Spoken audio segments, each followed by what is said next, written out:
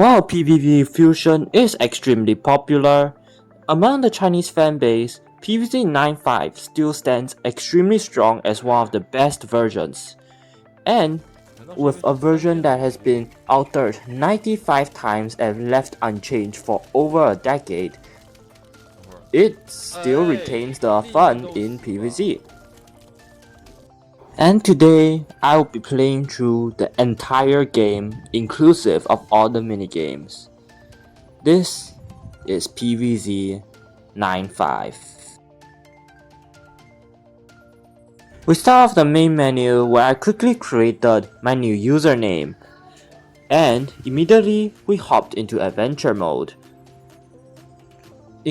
While playing this, I will include some of the achievements that are in the current game, but since this is the original version, the achievements aren't available, but I'll still try my best to complete it.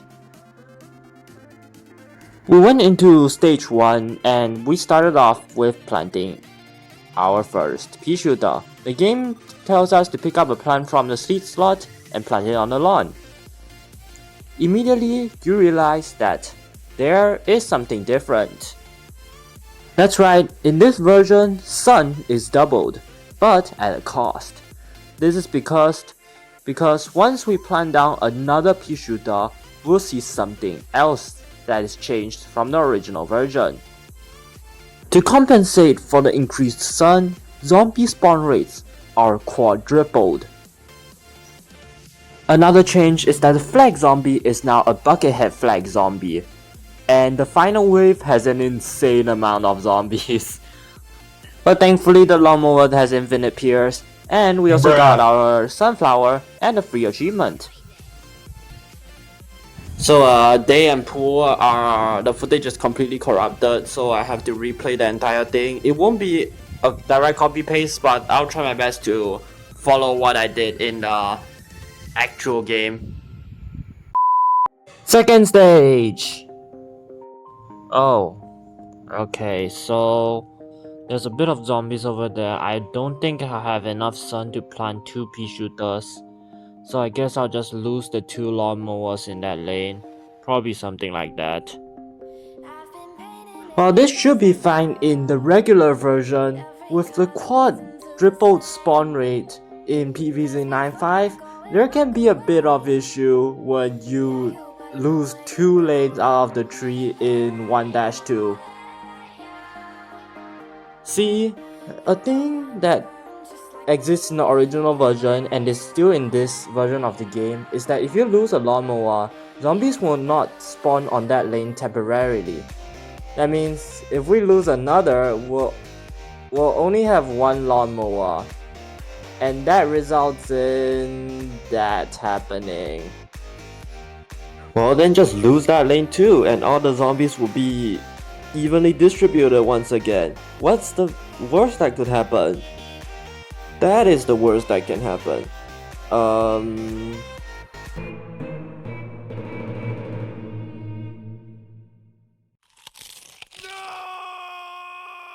This is 1-2. After getting taunted by the game, I decided to restart, and this time I'm not gonna lose any lawnmowers. The zombies are pretty easy apart from the buckethead flag, but I just used tricked out to activate all my lawnmowers, and that's the thing. Free cherry bomb. 1-3 starts off with us losing another lawnmower because we can't defend this with a single pea shooter. And at the end, a single cherry bomb barely clutches up, giving us the Explodinator achievement and free walnut. And while 1-4 gives us 5 roles to deal with, we have Walnut, who is a very effective staller. Well, this stage is just very simple. It's just a matter of fact of spamming pea shooters and a few walnuts in front to block. But here's some of you saying, "Hey E, can you give me some 9.5 changed plants? This is just normal plants." Okay, keep quiet for now. Give me my shovel. I want to do some bowling. Aren't we neighbors? Oh, that's cool. What if I put it in front of the line? Yeah, this stage is definitely easier than the original version since all the zombies have quadruple spawn rates. Walnuts are way more effective when bowling in this game. We can also deal with the buckethead flag zombies with just the exploder nut. And what is that? A 50-cent potato mine? Is this a scam? Scam or not, it doesn't matter. Now we have a starting tower. Fun fact, it's not a scam. Why is it not a scam? Well, you'll realize it soon enough. Did y'all catch it? We have Primal Potato Mine in PVZ. Woo! With only 50 sun and some waiting time, we can get ourselves a free achievement and also clear all zombies in a 3x3 area. With a 50 sun cost cherry bomb and our real 150 sun cost cherry bomb, this stage is an absolute cakewalk. But 1-7 is usually when these types of mods get difficult. Well, keyword usually, because for some reason the first flag of 1-7 is pretty simple.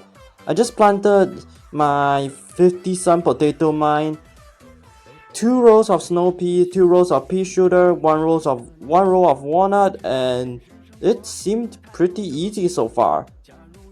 So I guess this is just like an easy stage. However, the difficult part comes after flag 1. In this game, for any stage that has more than a single flag, gravestones would spawn periodically after the first flag is over. It can spawn all the way until the 5th lane, which is the center of the map, which makes it very annoying if you don't have Gravebuster. And for this stage in specific, it can spawn up to 9 graves, which means the first 2 rows will have to be completely empty apart from 1 slot. Otherwise, the game would just summon a grave right on lane 5, destroying one of my pea shooters, which is, well, obviously very annoying. But thankfully, my walnuts are strong enough to handle all of these with the snow peas and the pea shooters supporting, so I don't need to use too many instas in the end, which makes the last wave pretty simple. Well then, I guess we'll just see what the next plan they'll give us. I think it's Chomper, right? And oh boy, Chomper is good in this game. I'll show you what it does. His reach is 2.5 cows and his devour speed was changed from 42 seconds to 28 seconds. And he can also do that.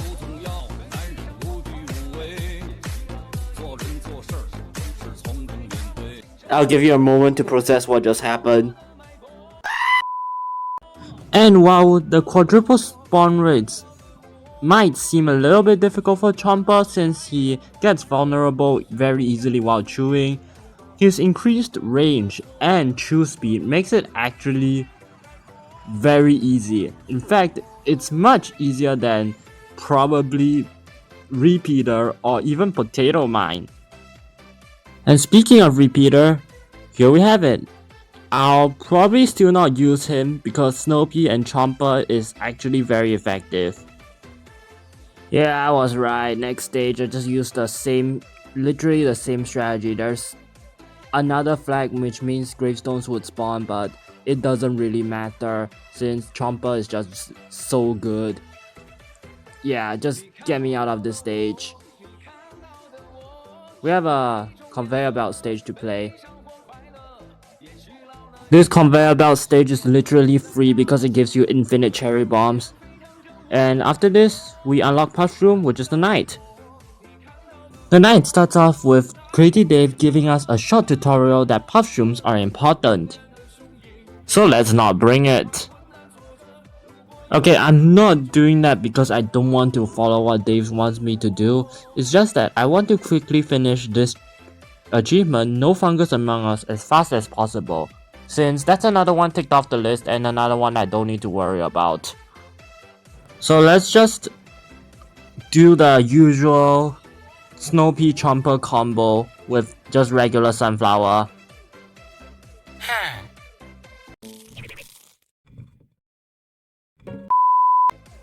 These sunflowers, man. We need them to create more sun. Okay. We're gonna lose lawnmowers already, and it's this early. Come on, let's hope that. Ooh. Okay, sure. From 2-1 onwards, we'll have access to cash, and also when we kill a zombie, there is a chance that we would actually get some sun. This is beneficial as we do need a lot of sun in the night time, especially for this level. Okay, newspaper is here. Just now I see it's called the second master, but I'm just gonna give him a cherry and... Hey, hold on. The sun. Jumper. Oh.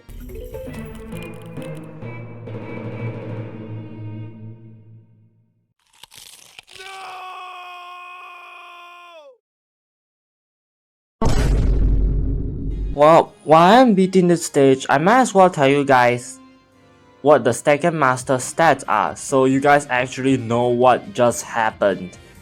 So his newspaper has 1.2k HP and his main body has 700 HP. That is a lot of HP for just being a second master. Another thing he can do is that when he is stunned when his newspaper gets destroyed, he will have invincibility frames, which means that he can actually take up 2 instas. Yeah, we don't need to worry, we'll just eat him and not touch his newspaper at all. And once we complete this stage, we get Sunshroom and our achievement. For the next stage, Dave appears and tells me that once I get to $750, he will scam me with an item. I completely ignored that and went on to the next stage, where I chose Sunshroom instead of Sunflower. It was a bad idea. I'm pretty sure I got more sun from the zombies than Sunshroom. So I quickly changed them out and used the same Chomper Snow Pea strategy. I'm pretty sure this strategy can beat majority of the game right now. Well, this kind of worked to some extent. This stage definitely has a lot more zombies spawning, which could be an issue for Chomper, since even though he is buffed, his attack speed is still not that good, and eventually he will get overwhelmed since this stage does not have a lot of bucket heads and mostly focused on cone heads and basic spam. But thankfully, in the end, we barely went through and got our first long range area attacker, Fume. After that, Dave comes to me and tells me that he could give me a new seed slot for 750. Thinking that it's a scam, I declined, and he scolded me for being a bum and left. Then I realized it might be true that he will give me the extra seed slot. So I restarted and gave him my cash. But now, we'll be facing screen door zombies. Thankfully, we have Fume Shroom, which is one of the best counters to screen doors. Well, that's at least what you think it is. Welcome to 9-5, you attack the screen door first. That means combined you have 2000 HP. There's no plant that does that much damage in a short amount of time. And he spawns quite commonly. But what are we gonna do? Oh yeah, that works. And what would you know? Another Chomper victim. Even though he spawns quite commonly, we still have a few ways to deal with it. Number 1 is to eat him, and number 2, even though he has over 2k health, explosive instas ignore any screen doors, so we can deal with them. And we finally got Gravebuster. Oh, Gravebuster would be such a great help in the future stages. With my newly acquired Gravebuster, I can finally say bye bye to those dumb graves blocking my things. The only issue is that if there's 3 flags, they're gonna push in really hard, and with Gravebuster acquired, I can just ignore that. I can just take them apart and continue planting chompers.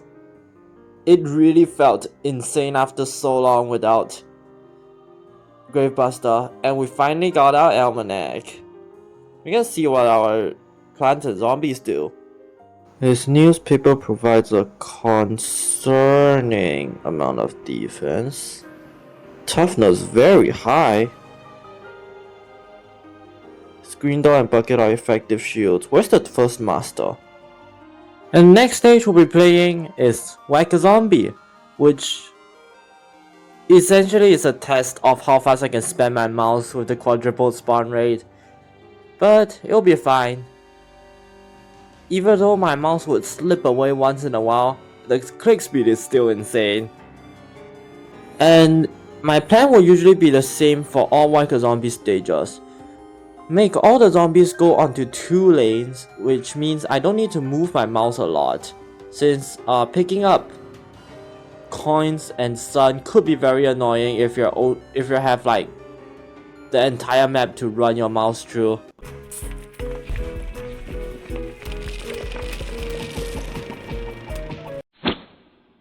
And usually it's something I would like to do. After the end of Whack a Zombie, I would not pick up the card and I'll use Gravebuster to swallow all the graves. It's a bit of extra money that I can use in the future probably. So yeah, why not take it? And Hypnoshroom is also changed from 75 to 100 sun, but it makes the zombie 1.3x stronger and can regenerate health over time. The football zombie is the first master who is introduced in this stage, which means his solution is probably Hypnoshroom, but I believe that Chomper could also work, right? Wow, what a start. The game started by throwing me a second master who I quickly hypnoed because the second master is quite overpowered. That means we don't need to worry about that entire lane for the short duration that he is on the screen.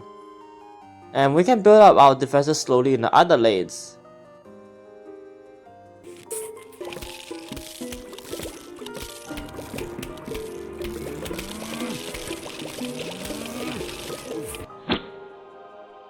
In this footage, I tried to plant a potato mine for the first master, but in the end he took it like it's nothing. Which means that we could be in a bit of issue, considering that 2 more first masters are appearing. Yeah, it's a restart. The first master has a lot of health, 2,700 to be exact. And not only that he can just brute take an insta, he's also immune to Chomper attacks. Oh well, at least we found a zombie that the Chomper doesn't counter. But in the end, I still decided to bring Chomper. While Chomper isn't the best at countering him, he still does a decent amount of damage. Gloomshroom's DPS, to be exact. Which means that even though he can't one-shot it, he can still whittle it down in the end. In fact, he's one of the best counters to the first master, probably for this part of the game. How weird, didn't we see that last time before?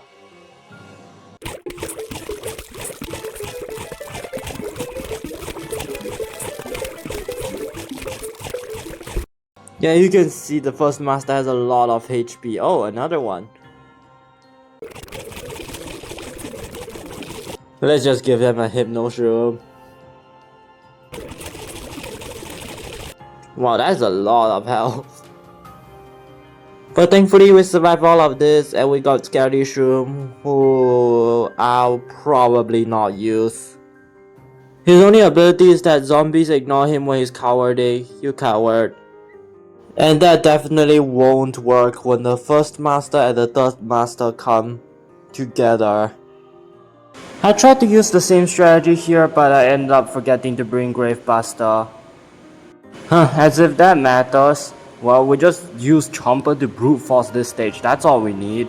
This stage there's a lot of first and third masters, meaning that the zombie spam isn't as much compared to all the other stages. So Chompers can actually handle it easier. And now we have Ice Room, so we're gonna aim to get our next special achievement. 2 of them to be exact. The 2 achievements I will be getting is Thrilling the Zombies, and the second one will be 20 below 0. Both of them could be obtained from this stage since the Dancing Zombie summons a lot of backup. And since it's 9.5 edition, obviously the game, well, is gonna start off with one of them. But thankfully we can just quickly feed him a Hypno Shroom and get the achievement. And now we only have to deal with 3 backup dancers. And my main strategy for this stage is actually to not bring Chomper. Since this stage only contains basics, Coneheads, and the Dancing Zombie, there really isn't too much of a need for Chomper, as 2 rows of Fume Shrooms can essentially deal with this entire stage. Unfortunately, my Ice Shroom isn't on cooldown for the final wave, so we'll have to do it on another stage, which I plan to be the next one since it also has the third master, basics, Coneheads, and the Dancing Zombie, so this theoretically should be decent. We can also bring back our Chomper Snowpea combo for a decently easy win. And unfortunately, I forgot someone very important on this stage again, which actually turned out to be a blessing in disguise, as the final wave there is at least 20 zombies here that I froze. And even if there isn't, we'll still get one in a future stage, so don't worry about that.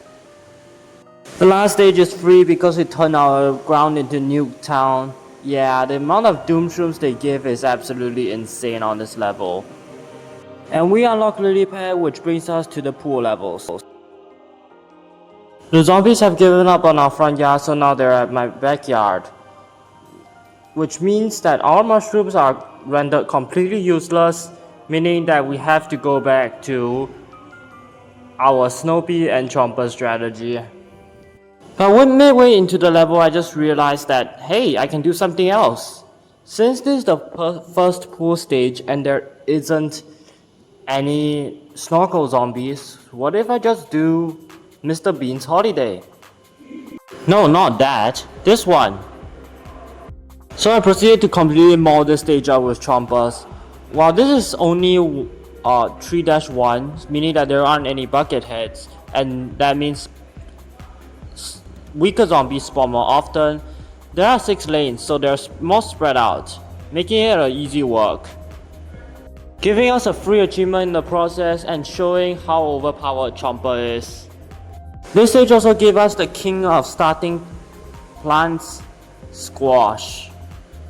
For the next stage, Dave gave us an extra seed slot, which is pretty nice because we have to fight the first and second master. And unfortunately, Hypno Shroom's out of the question, so we have to use a double insta. Hey guys, guess how I bet the first master? For the price of a lawnmower in that lane, a basic gave us access to the mini games, which means that we can get a bit more coins from playing them. Eventually, we need more good plants though. Thankfully, apart from that lane, usually the other lanes remain somewhat easy. Chomper and the Walnut combo does pretty well against the first master. And with effective use of Chomper, and I guess Gravebuster, we just need to lose one other lawnmower because there's 3 first masters on that lane, and we should be set, giving us our 3-peater and another long-ranged attacker. But will this guy be good enough to overtake Chomper? I guess we'll have to wait. Well, I didn't truly trust his capabilities because I'm pretty sure he's not changed, which, spoilers, he isn't. I did still bring Chomper because I'm scared that this guy might mess up. Thankfully, the increased value of Sun makes him extremely easy to spam down, to the point I have 6 of them on the 2nd and 5th row, essentially giving us a Gatling P and a repeater in the regular version. Bruh. And even though he melted this stage into a pulp, this stage only consists of basics, cone heads, and the occasional snorkel. And since he is still single target, I still don't fully trust him in his abilities to take down this version. Chomper will still have to make do for now. So next stage we went back to all reliable. Yeah, this stage is really difficult. I'm pretty sure there's no way 3-Peter could have done this. But now we went into a period where I'm stalling out this single bucket head. Since I have 5,000 sun, I might as well complete the Sunny Days achievement right here. Yeah, and now we're done. We send him off with a squash and gain Dave's black market. So I quickly brought off Gatling and the rake and completed and went to the next stage. Should have done the pool cleaners, but it is what it is. Next stage is quite easy because we're playing Little Zombie Big Trouble, and the game once again gives us cherry bombs. So you know what that means. As you can see, this stage really gives us a lot of cherry bombs. I only have 2 rolls of pea shooter. And I expected to get 3 rolls, and now we have jalapeno. While his damage was changed from 1.8k to 1.2k, he does have an 8 seconds freeze. Hold on a second, doesn't Ice Shroom have 5 seconds freeze only? Whatever, busted our Gatling P and jalapeno and got ready for the new level. And there's also an achievement I want to do on this stage. Chill out. Being that we have to destroy 3 zombie bobsled teams in a single level while they're still on their sleds with jalapenos.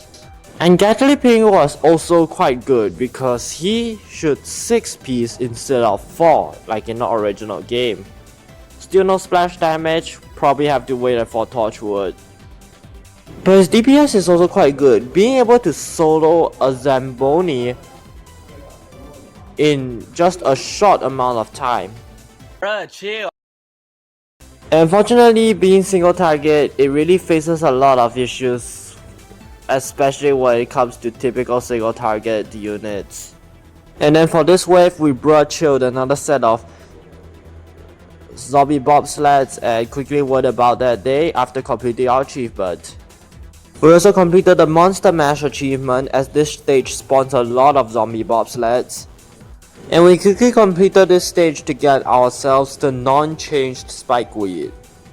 And the next stage, I brought the repeater Gatling combo again. Reason being that it takes up way less space, and also because I am kinda not wishing to bring Chomper Snoopy combo for like another 10th stage. But unfortunately, snorkel zombies are the main issue of this stage, since Walnut recharges quite slowly, and the repeater Gatling combo really takes a long while to set up. Yeah, I'm so glad I didn't bring the Chomper combo. I would need an additional Gravebuster. And funnily enough, even though graves do spawn in the pool and fog levels, it's not like they summon any zombies. That means they're there purely to block your path and to block your path only. And this stage gave us Torchwood, which could be a very beneficial play when it comes to repeater Gatling. Icewood? Yeah, Icewood. That's not cursed at all. Okay, I need another Icewood on second. My hand slipped. That is up. Okay. Don't ask me how the physics work in this game. Like, how does fire piece freeze zombies? Hey, not complaining, we got a slow and area attack. With our area attack pea shooters, the last wave literally just decimated right in front of us. It is quite nice seeing how well some of these plants can do, especially when you combine freezable peas with area attack. And we got Tornad, which is one of the best plants in the game. Oh look, isn't this familiar? Okay, sure, he can't be vaulted over. Yeah, that's it. Nope, examine his recharge. Okay, we need a squash on the second row. That would be very difficult. Oh. I guess we did get a squash. The Tornad would squash zombies when it's about to be defeated, and any vehicles like Zombonis and catapult zombies, and even both Zombuses, fireballs and ice balls cannot smush it. He makes excellent chomper support. And you know that he is good when we're absolutely chilling on 3-9, where Zombonis could spawn and still bring out the zombie bobsled teams. But it doesn't matter. In fact, we almost have our entire land part of the lawn planted with spikeweeds, meaning another conveyor belt level and another free level. Okay, never mind, this stage is as free as I thought. We still didn't get Gravebuster on this stage, and it is very infuriating when all of these gravestones are just there to do nothing but take up our space. Whatever, fog time! Also, if you're wondering why I'm so soft right now, cause there's an event that I have here in camp that requires us to sing, and I've been yelling up the entire morning, so yes, my throat is essentially dead at this point, so bear with me. 4-1 only introduces cone heads and basics with the occasional Jack-in-the-Box zombie, but since Jack-in-the-Box has quite low HP, I decided to not bring Gatling instead and chose Fume Shroom. Thankfully, the game starts off with a single Jack-in-the-Box zombie, which means I can just avoid those 3 lanes. He's gonna blow up on himself. This is not any other versions. And once we have enough sun, it's just a matter about getting 3 rolls of Fume Shroom and we'll be good. But I brought a lot of instas here and Potato Mine is really good. So I just needed 1 Fume Shroom and 1 Puff Shroom for the land and 2 Fume Shrooms for the water. And that will be it.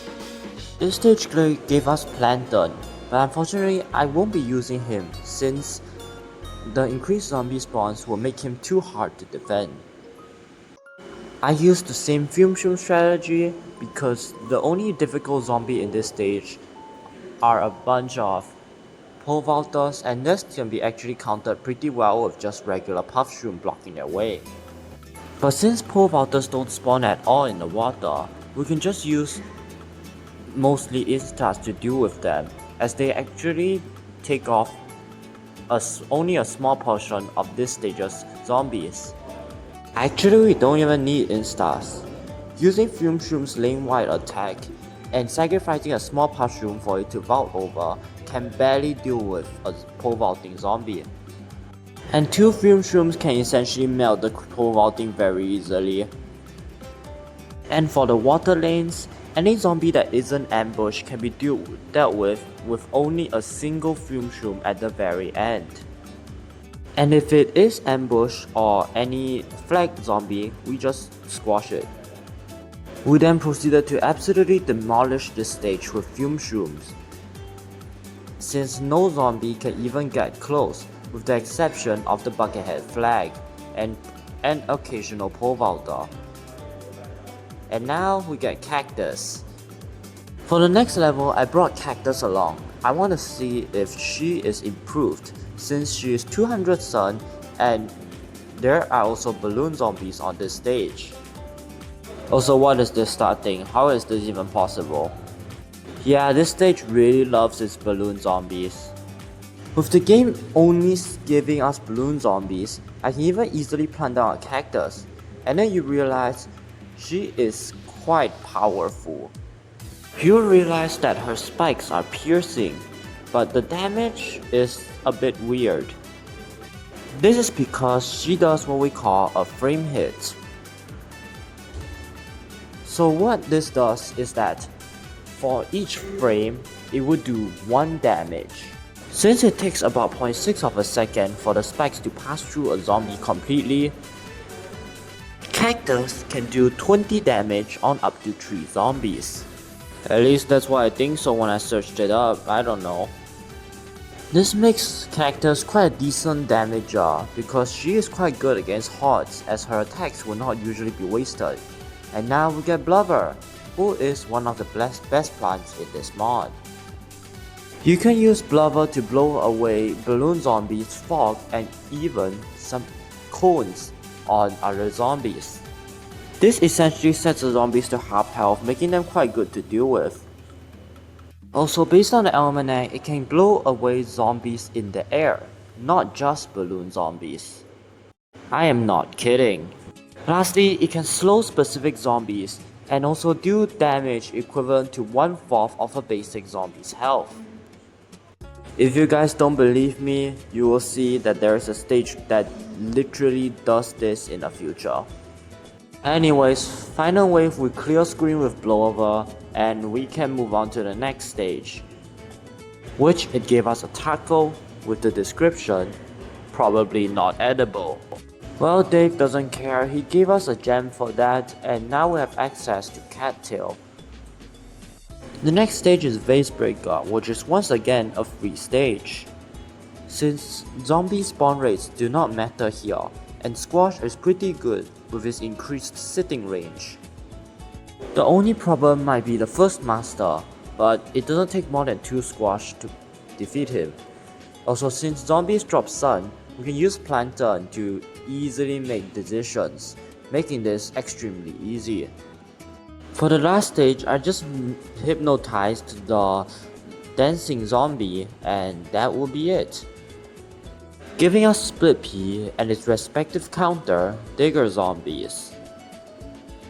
Oh well, let's try our brand new kitty and see what she does against the Digger Zombie. What are you doing here? I literally do not have plans. And after having too many instas used, we finally got our Cattail. Fun fact, she's also frame hit and she gains a pseudo area attack. And once we have 2 of them, we can essentially guarantee that this stage is cleared. I am not kidding, apart from some digger zombies and the coneheads which appeared on the first lane, I literally did not see any zombies appearing on my front lawn.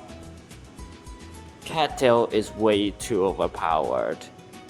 She might be how we beat the next few stages.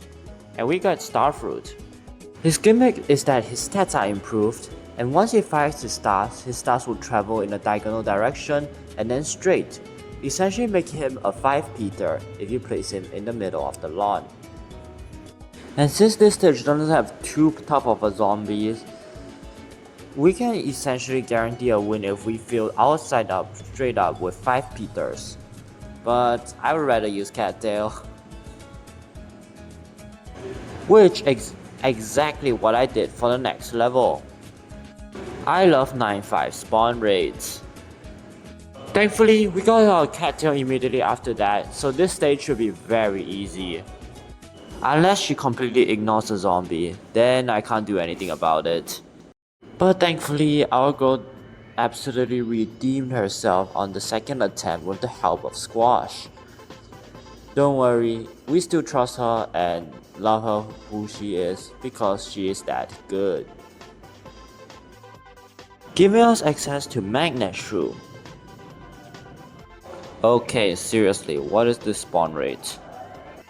Thankfully, even though this stage is quite difficult to start off, once we get our Cattail, it is absolutely smooth sailing from now on. And even though this stage has 2 flags and gravestone spawning, I have 6 Cattails, which is very easy, giving us our final stage of Fog, along with the Blind Faith achievement. And let's skip 4-10 for the sake of the epileptic people. This is a very easy stage. The zombies have officially gotten onto our roof. That means this will be the last world for the initial adventure mode. I brought the Starfruit on this stage because I heard that it is quite decent as it isn't affected by the roof slant angle. I was completely wrong. Oh well, looks like this is what we'll be doing for this stage. 3 rows of chompers work very well for this stage. We did lose a flower pot once in a while, but that is enough because this stage doesn't have something too dangerous. It's mostly just basics and coneheads with the occasional bungees, which squashers and chompers can actually deal with decently well. This stage gave us our flower pot and also the grounded achievement. But the next stage I just said screw it, we might need to use cabbage pot. Cabbage pot does terrible damage, but we'll probably find a way to work. But thankfully cabbage pot is still decent at its job, and any tankier zombies we can just use insta. And also we have Tornad. I'm pretty sure Tornad can solo this stage. So we just no-brainer spam Tornads and cabbage pot. This is quite a simple stage. There are 2 flags, but most of the time our pots won't even make it that far. Also, it's good to just keep everything close together so bungees don't mess us up. Oh, Colonel Pal, this guy would work well. And while Colonel Pal does have less damage compared to Cabbage Pot, it's not like it matters anyways. I mean, they're still all terrible compared to Chomper. So, this stage only has the ladder zombie, which we can quickly deal with instas, and the rest are just basics and coneheads, which can just easily be done with blubber. And this stage, if we watch out for any of the ladder zombies, I'm pretty sure once again Tornads can beat this stage. I had to restart this stage, but we're not counting that. And from beating this stage, we unlock Coffee Bean. Let's go, we don't need to use the pulse to do tiny bits of damage over time ever again. And while Fume Shroom is twice as expensive with the Coffee Bean tags, they are still much better than Cabbage Pot and Kernel Pot since they have infinite pierce. And look at this spawn rate. Do you think Colonel Paul can do anything against this? And while we almost didn't survive that, Fume Shroom actually handled the rest of the waves pretty well. You will need lawnmowers for Colonel Paul, just trust me on that. And after a quick trip to the Zen Garden, we go into stage 5-5, aka Bungee Blitz. You would think a stage that only gives me Cherry Bomb, Flower Pot, Pumpkin, and Chomper to be pretty easy. And you guys would be absolutely correct. However, there is a mini game that is probably 2 times as long hidden in the Limbo page. So we can probably try and see if Chomper can solo that mini game with a bit of help. Anyways, Gardex here meaning that we can use Gloom Shroom in the next stage. Unfortunately, Gloom Shroom is one of my only plants that I did not get. And I do not have enough money. Stop talking about my cash, you 3-year-old. That means it'll be time for the mini games. Firstly, starting off with Zombanti, which will do 1-odd attack. Unfortunately, I have no idea where all the Zombantis are. Whatever, we'll still try this stage. Unfortunately, the incorrect choice of my plants lead to a few level restarts. This level essentially is just a harder version of zombie spam. Finally, this is the lineup that I decided to bring in. As Gatling Torchwood is the only way to reliably counter these zombies. Not even Cop Cannon can deal with this. And obviously I don't have Cop Cannon because you need to beat Adventure Mode to get him. By getting very lucky at the beginning so we can clear an entire screen with a single blubber, we can easily get enough sun to get our defenses up.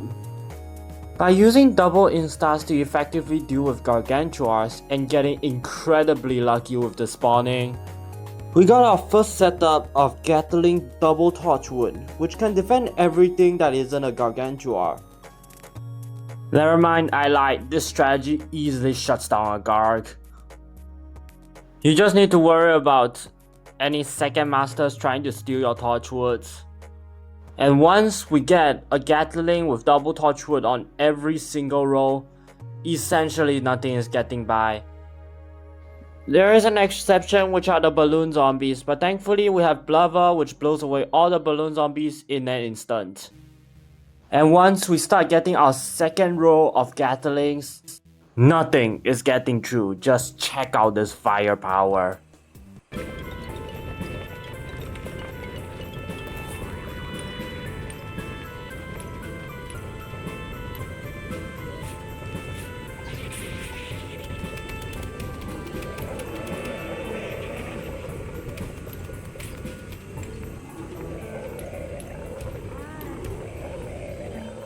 We completed Zombenti, Walnut Attack, and got an extra nearly $4,000 from this. A very worthwhile minigame. Next minigame we played was Slot Machine, which was extremely easy because we have the doubled sun. We also got very lucky with 5 sunflowers, which essentially guarantees us 2k sun. I'm not gonna do the diamond achievement though, it is just way too difficult. Unfortunately, I still didn't bring Gloomshroom because I'm a moron on my repeat playthrough, and I bought Gold Magnet instead. Whatever, it doesn't matter. This stage only has basics and Coneheads with the occasional Chicken Brother, so Fume Shroom and minor kernel pod support is absolutely enough to wreck this stage into oblivion. And after this, we got ourselves the counter to Bungees and Chicken Brother, which is the Umbrella Leaf. Also, don't ask me why he's called Chicken Brother. I have no idea. A lot of people on Bilibili say his Chicken Brother, so I just ended up going with the flow. This stage also does not include Buckethead, which means that Fume Shroom once again takes the cake as the best counter to this stage. We just needed to use Magnet Shrooms once in a while to deal with the ladder zombies, and that would be it. Another stage down, and now we move on to 5-8. The next stage features the Garg, but this time we cannot use Gatling to deal with him, meaning that double instas should be how it works. Unfortunately, the game immediately rushes up with a Garg. That is not fair. And just as we thought that we are good, the game sent another one in that lane. Thankfully, we can deal with them pretty easily as the kernel pods can stall pretty well. Until the game sends another one. And another. And another. To the point that there is one on every single lane, except for the first lane. And I'm not even close to the second flag, and there are only 2 sunflowers on screen. Meaning that we are completely out of sun. And this will not get better. I ended up losing all my lawnmowers right before the last wave, which means that we are not defending.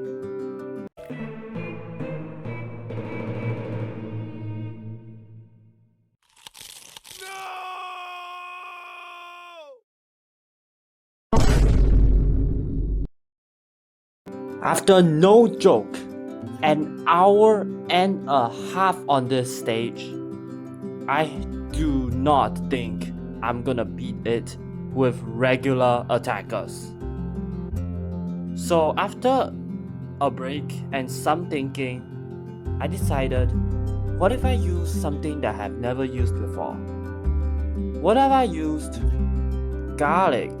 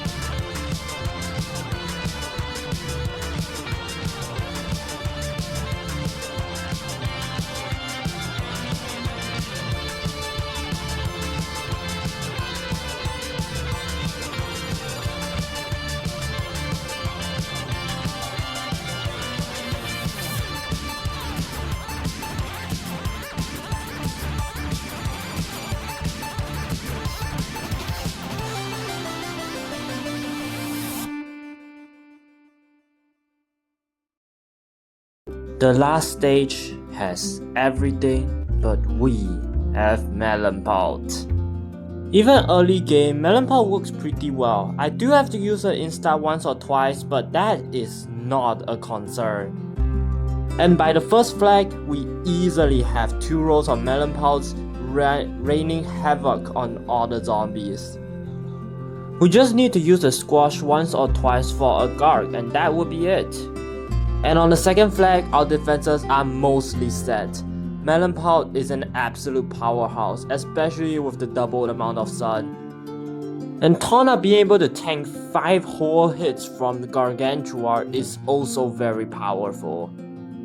And apart from the fact that we're a moron and forgot to bring Gravebuster, this stage is actually pretty easy, even though Gargs spawn nearly twice as often. And since this is like a replay, I just tricked out the last wave. That is absolutely satisfying. And finally, we are on to Dr. Zomboss. And this stage is super simple because of one plant in specific. Jalapeno. Alrighty, he's down. Okay, Ice Shroom Freeze. 1, 2, 3. Jalapeno. 1, 2, 3, 4, 5, 6. Jalapeno. 1, 2, 3, 4, 5. Jalapeno. 1, 2, 3, 4, 5. Ice Shroom. 1, 2, 3. Ice Shroom. 1, 2, 3. Melon Pot. Okay, we're gonna see what he did. Okay, it's an ice ball. So jalapeno. 2, 3, 4. 2, 3, 4, 5, 6. Ice Room. 1, 2, 3, 4. Alrighty, I think that is. Come on. 2, 3, 4. Freeze. 2, 3, 4. Okay, that means his health is very low. Dang it, the jalapeno was late. And with one more jalapeno and another one to finish him off, we officially bet adventure mode of PVZ 95.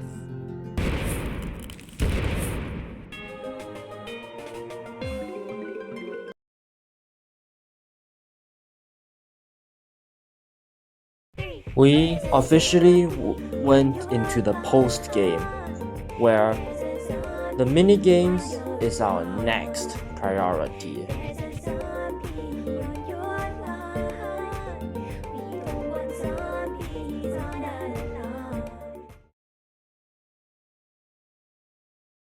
We ended up going back to the Zen Garden, where I quickly purchased Smelly the Snail and some extra stuff that would help me for future levels. After doing some shenanigans in the Zen Garden, we go into our first vase breaker.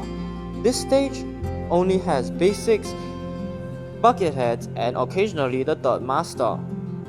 But immediately on the second attempt, I allocated way too much defense on that lane. And the rest of the stage was a piece of cake.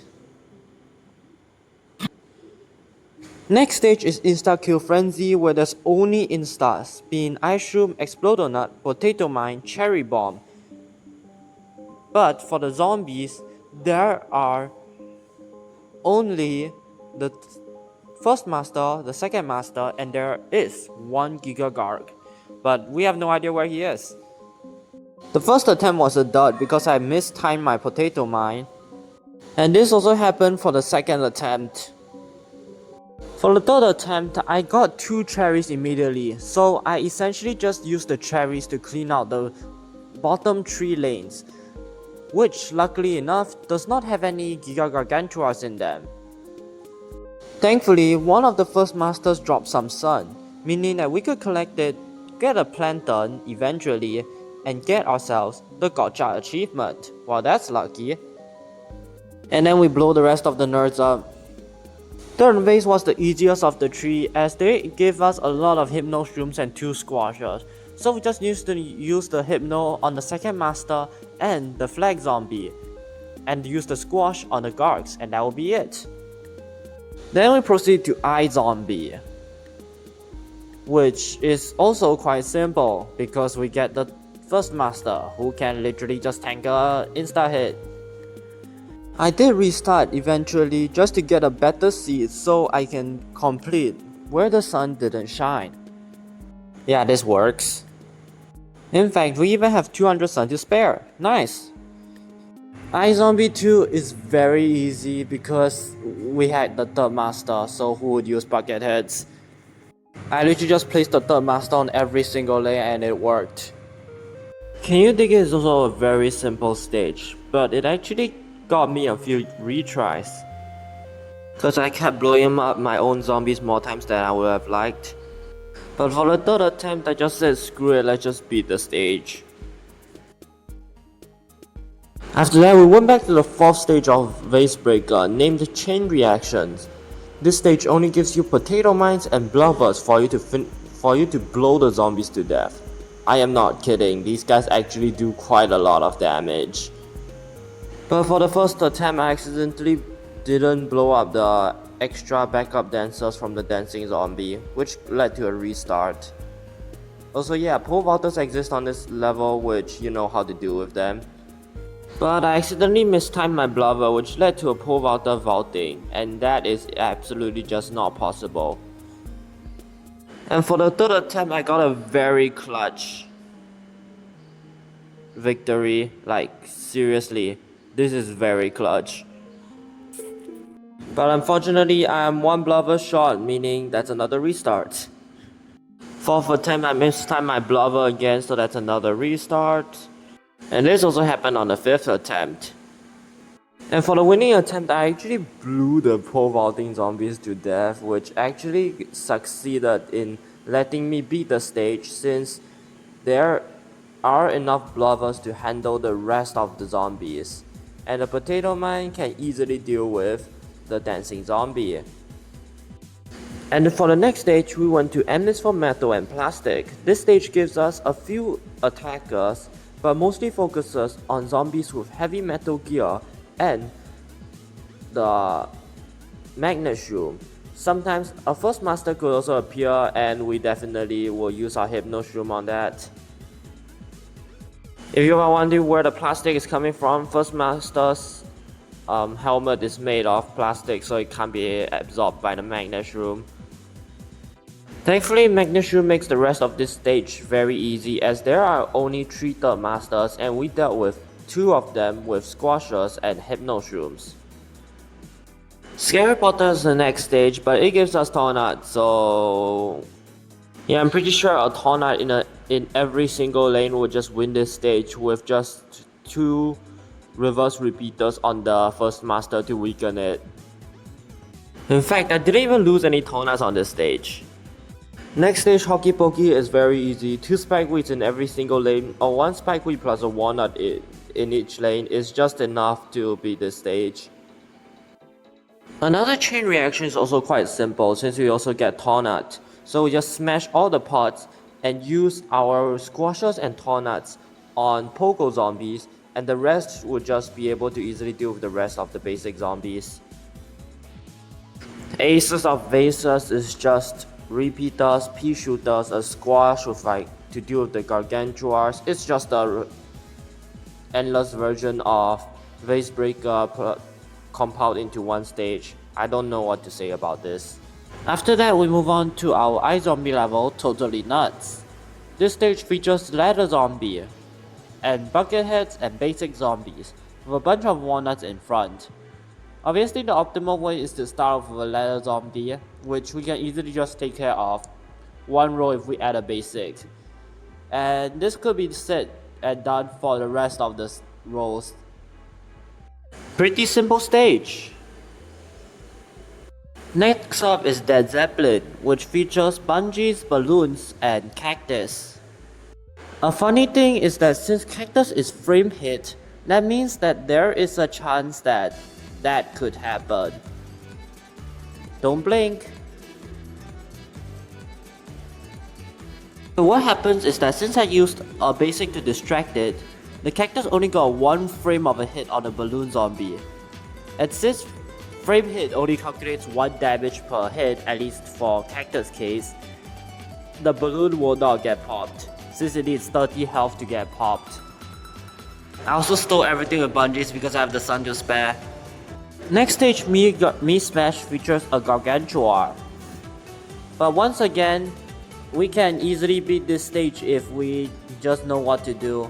Initially, we're gonna start off with a basic zombie finishing off the Snoopy at the bottom. Unfortunately, the basic cannot finish the brain because in 9.5 version, the brain takes 10 bites instead of 4, unlike in the regular version. A single pole vaulter can be used to deal with the garlic lanes, and we just absolutely demolish the middle lane with a guard. Another easy stage. Zombuki is next and it features the OP Chomper, but as long as we just make the Chompers not eat a second zombie, aka not swallow, we can just beat this stage quite easily. Unfortunately, I tried to use the 4 pole vaulters mind juke technique, which obviously didn't work because you need 5 pole vaulters in 9.5 version. So after quite an embarrassing defeat, I restarted, and I'm gonna be honest, you probably do not need the dancing zombie on this stage because Potato Mine is 3x3 and dancing zombie will just get absolutely nuked. Following that is 3-hit wonder. This stage is also quite simple as long as we deal with the magnet shrooms. And once the magnet shrooms are dealt with, we just clear screen with digger zombies, and also, why not use up all my sun. And the last stage, All Your Brains Belong to Us, features the typical iZombie endless game, which, I mean, do I really have to show this? I'll probably have to beat this stage multiple times in the future. So let's just skip ahead. After that, I tried to get the achievement related to getting a 10 streak in iZombie Endless. And honestly, I'm probably not gonna do the live reaction on this part because I mean, it's 23 minutes of myself trying to figure out what is the best way to deal with this stage. So it's gonna be also pretty boring if you guys just watch. Essentially, most of these stages include the First Master because it is one of the most effective zombies as he can easily take a potato mine to the face. Unfortunately, for the first attempt, I ran out of sun on the 7th streak, so that's a restart. So obviously, for the second attempt, I changed up my strategy a little bit.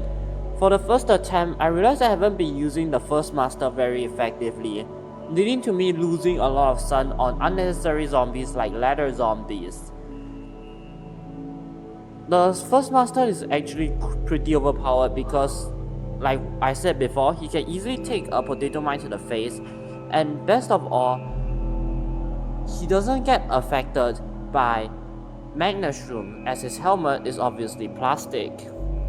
So using this, I quickly breezed past these few stages, only having a bit of trouble with the kernel parts, which are way too lucky for some reason. But whatever, here we get it, streak of 10, give me the achievement, and that's 40 minutes of my time wasted. After that, we hopped into It's Raining Seeds and got absolutely clapped by the zombies, so I took a break and went ahead and played Bejeweled. Here we're also gonna have to do the achievement Diamond Bejeweler, which requires us to get all the upgrades in the slots. But this stage contains the First Master and the Second Master, which is near impossible without the proper walnut. So I use this strategy that I like to call frame clicking. So what I do is that each time I do something, I smash spacebar and then a pause menu would appear, allowing me to move my mouse without needing to constantly click the menu button. This gives me a lot of time to think and make sure that I can get as much sun as possible, as lesser of my plants are getting eaten. I quickly got the achievement from getting all the upgrades, and yeah, the first master and the second master are really giving us trouble. And the rest of this stage is just about merging and using my frame hit technique to make sure that the second master doesn't eat too many plants.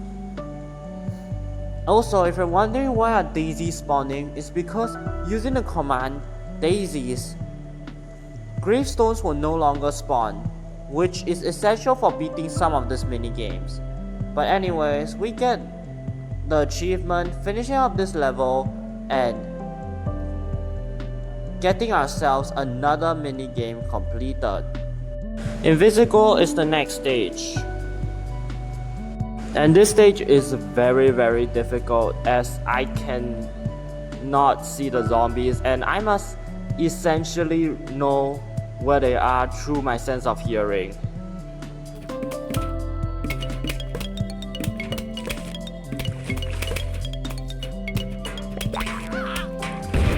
With a bit of luck and some sense of hearing, I managed to get quite far into this game. Unfortunately, around the third flag, Bungie started appearing like crazy and took literally everything. And the conveyor kept giving me lily pads. For the next 30 minutes, I tried so many methods on trying to beat this stage, including saving up instars as much as possible to blow up the big waves, using ice shroom whenever I get the chance, stocking up lily pads, and even blowing up Bungie zombies. And then the Titan came in and he bet it first try. Yeah, that's an issue. Unfortunately, the footage got corrupted because of course it did, and yeah, that's another issue. After that break, I went back to trying to beat It's Raining Seeds, but unfortunately at the end of the game, I really don't have a lot of area attackers, meaning that any zombies can easily just rush in hordes and absolutely overrun my defenses. I also ended up getting a lot of lily pads because it's lily pad haven. After that, Titan offered to play, but unfortunately the zombies are still not a joke. While he did get quite lucky with the plant spawns giving us a generous amount of instars and kernel pods being very good with their butter, we essentially almost lost on this stage. Thankfully, we got a very clutch cherry, and that means we literally don't have any land lawnmowers. No worries, it's the final wave for once, and we just need to defend the two lanes that have the zombies, which is the top two lanes, as bottom lane will not spawn any zombies, and the water lanes we can just deal with using lawnmowers. He got super close to losing. He got a marigold here, and thankfully the game gave him a pumpkin right after that. And using the lantern, we realized that there's a lot of zombies to deal with. Thankfully, Fauna is also pretty good, as he can squash the zombies on death. And with an ice shroom and a cherry bomb, we finally bet this stage. Easily one of the hardest stages, taking well over 2 hours to beat. After that will be Seeing Stars, where we'll also complete the achievement Shooting Star. This stage I should have just brought full instar with garlic and double sunflower. This should give us a lot of sun in the early game, and since starfruit can be planted down extremely quickly due to its fast recharge, we just need a lot of sun to make sure this stage can easily be beaten. It's not long before we have nearly the entire backend filled with sunflowers, and now we can start slowly planting starfruits. Thankfully, Starfruit doesn't do a lot of damage when there's only one of them, meaning that we won't anti-stall the rounds quite a lot, and we can greet a lot more sun, meaning a lot more Starfruits and a faster gameplay loop, so that we can probably complete this achievement before the first flag arrived. Thankfully, Tornads are incredibly sturdy and they can be really effective in clearing out hordes of zombies at once. And it's not long before we nearly have the entire lawn planted with them. And we quickly get the achievement and the completion of this stage. Following that is just a simple zombie aquarium. Yeah, this stage is super easy due to the double sun rate. Let's just skip it. And probably one of the most annoying minigame of all, Bejeweled Twist, where we also have to complete Sultan of Spin. Well, I just used my previous method of the pausing to find a complete set of plants and refreshing when first master is about to finish my plants to beat this stage. This stage is much more different and difficult as the mixing is kind of scuffed, but whatever, eventually we did it, and this only took 5 attempts, so that is actually quite nice. Well, let's go on to the next game. Next game should be Little Zombie Big Trouble, where we have to fight little zombies. And thankfully, even with someone with my luck who usually gets a bajillion lily pads, this stage is kind of generous with the amount of cherry bombs it gives us. And walnuts, holy crap, we're gonna stuff the zombies to death. Yeah, this stage is an absolute joke and we just absolutely cleared it to the ground with a couple of cherry bombs. They give you a lot of plants on this stage and thankfully no a trillion lily pads. And for the next stage, column like you see them, we'll have to not use jalapenos to beat this stage in order to get the achievement.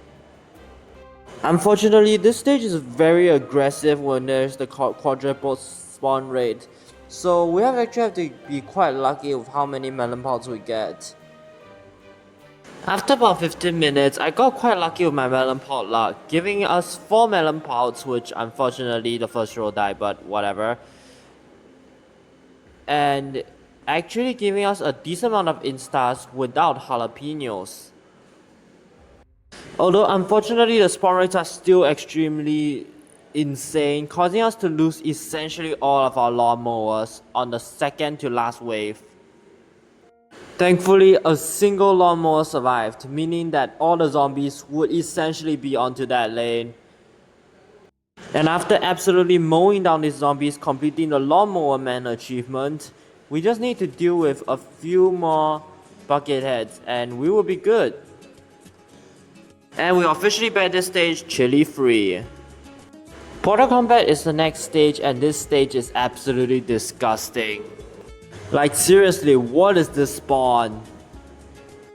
Yeah, honestly, I spent the next 10 minutes desperately trying to beat this stage. But unfortunately, this stage is really not giving me the luck required for beating this stage properly. I have seen so many times where the portal just teleports something straight into the house. After a few unsuccessful attempts, I gave in and went ahead and played Bobsled Bonanza. Only to realize I don't have Spike Rock. So to get some extra cash, I went ahead and played Seeing Walls. This stage is the exact same as Stealing Stars, but there is the difference that it's walnuts instead of starfruits, meaning that they cannot retaliate against bigger zombies. Don't worry, we brought back an old friend. This stage is extremely easy that I don't even need to worry about it. And we can officially afford Spike Rock, which I quickly did, and went back to Bobsled Bonanza. And I'll be using the strategy Cattail plus Spikeweed. If you're asking why I placed the 2 gold magnets in the middle of the lane, hey look, I need cash and my finger cannot stand me clicking the mouse for hours on end. If you are saying that's unfair, I literally used the slot for that, so yeah. The early game was decently easy as we can just blow the group up with a single potato mine, and Cattail can easily handle with his frame hit damage. The problem is the late game though, as there are so many Zambonis that even if I place down a spike rock extremely quickly, they will quickly get destroyed. Even though they can take up to 9 hits. Thankfully, Cattail is super overpowered and we still managed to beat this stage even though it took a while. Next up is one of the hardest minigames ever, Zombie Nimble Zombie Quick. The problem with this stage is that since it's on 4 times speed and there's quadrupled spawn rate like in regular version, this stage is 16 times harder than the regular version. Just on the spawning. Do you not know how strong the first master is? But here I would like to teach you a strategy called frame clicking. By repeatedly spamming spacebar, you can give yourself ample amounts of time to pick up plants and plant plants almost instantly, which can save you a lot of trouble when there are so many zombies on the screen.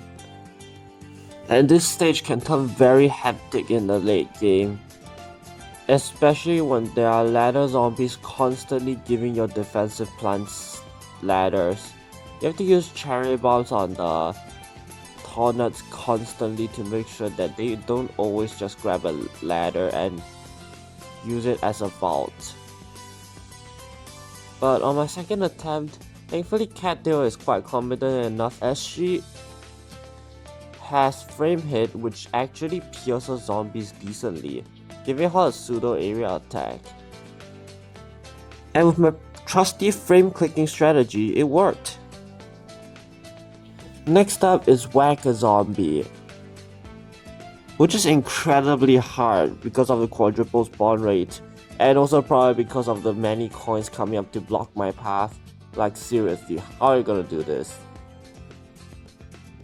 After a few extremely difficult retries, I batted after that with an auto clicker. I'm serious, look at this spawn rate. After this, we went ahead and played Sunny Day. And I'm gonna be honest with you, I have no idea what was changed on this stage. But after a while, I just went ahead and melon pelted everything, completing achievement Melanie Lane twice, and giving us an extremely easy stage. Following that is Unsorted, my favorite game from Lost City. For this stage, I wanted to use the Gloom Shroom tag with Garlic, aka placing Gloom Shrooms along the 2nd and 4th row, and making zombies walk straight in the 3rd row, 1st row, and 5th row. Unfortunately, initially this strategy takes a while to set up, causing us to lose a lawnmower to the flag zombie. But once our strategy is completely set up, it is just an easy cruise.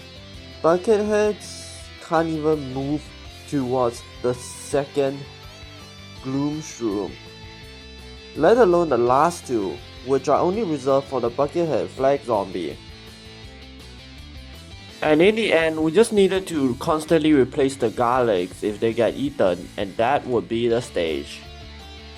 Next up is Big Time, where Sunflower, Marigold, and Walnut is extremely big, causing them to have bonus effects, like Sunflower giving us more sun, Walnut getting more health, and Marigold producing more coins, which is unfortunately not usable in PVZ 9.5. Due to the excess sun, we just use the Gloomshroom strat again. And once again, we just need to replace the garlics and constantly watch out for some rogue pogo zombies just in case they bounce out of tangent. I did lose a couple of Gloomshrooms on accident as I wasn't paying attention when I'm playing this stage, probably because it has literally 5 flags, but whatever, we won the stage. Next minigame. The next minigame we'll be playing is Last Stand, and we also have to complete the achievement where we have more than 8,000 sun left when we finish the stage. Similar to the world record player who has the most number of sun on this stage, I used Gloomshroom, but this time I added a few cattails because some of these zombies are incredibly tough. But since zombies can literally drop us sun, we can actually constantly resupply our plants. And most importantly, magnet shrooms, as they can absorb the ladders from the tornads. And after a few attempts, I settled on this strategy where we use magnet shroom to absorb all the mental objects that get close, and shroom shroom will take care of most of the zombies, including the jack-in-the-box. And after some minor tweaks regarding how this strategy can better improve and reduce the chances of a jack-in-the-box blowing up all our garlics, and after that it's just a matter of restoring our lost plants just in case we had any, and that will be the stage. It's quite close, but we bet it in the end. Following that will be Cattail and Chomper on the stage Zombandi.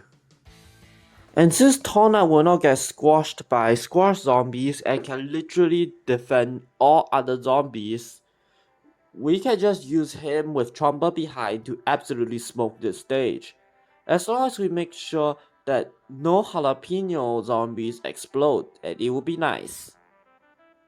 Oh, that is unfortunate.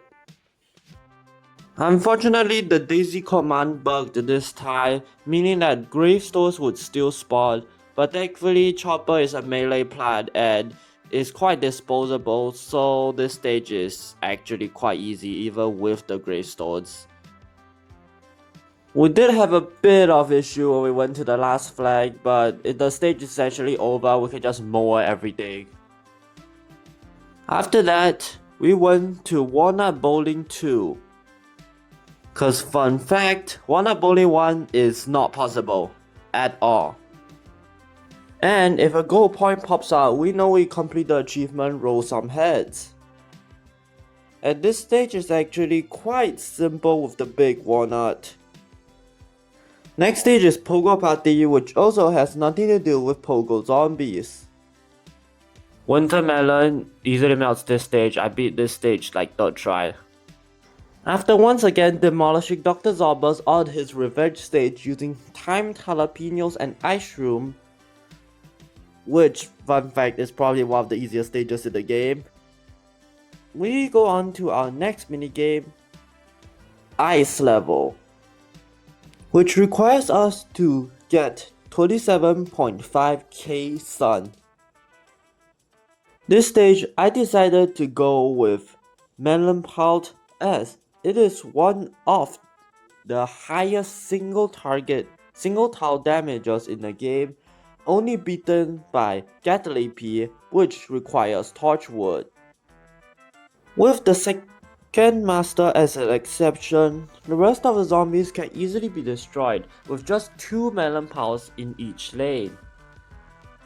This also gave us the Melanine achievement once again, and also gave us the Flower Power achievement if I didn't do it in the past already. I essentially filled up the entire area with twin sunflowers, and for the digger zombies we just need a potato mine. This allows us to surpass the given amount of sun just about the 4th flag. Now we can start shoveling up our twin sunflowers from our melon pots.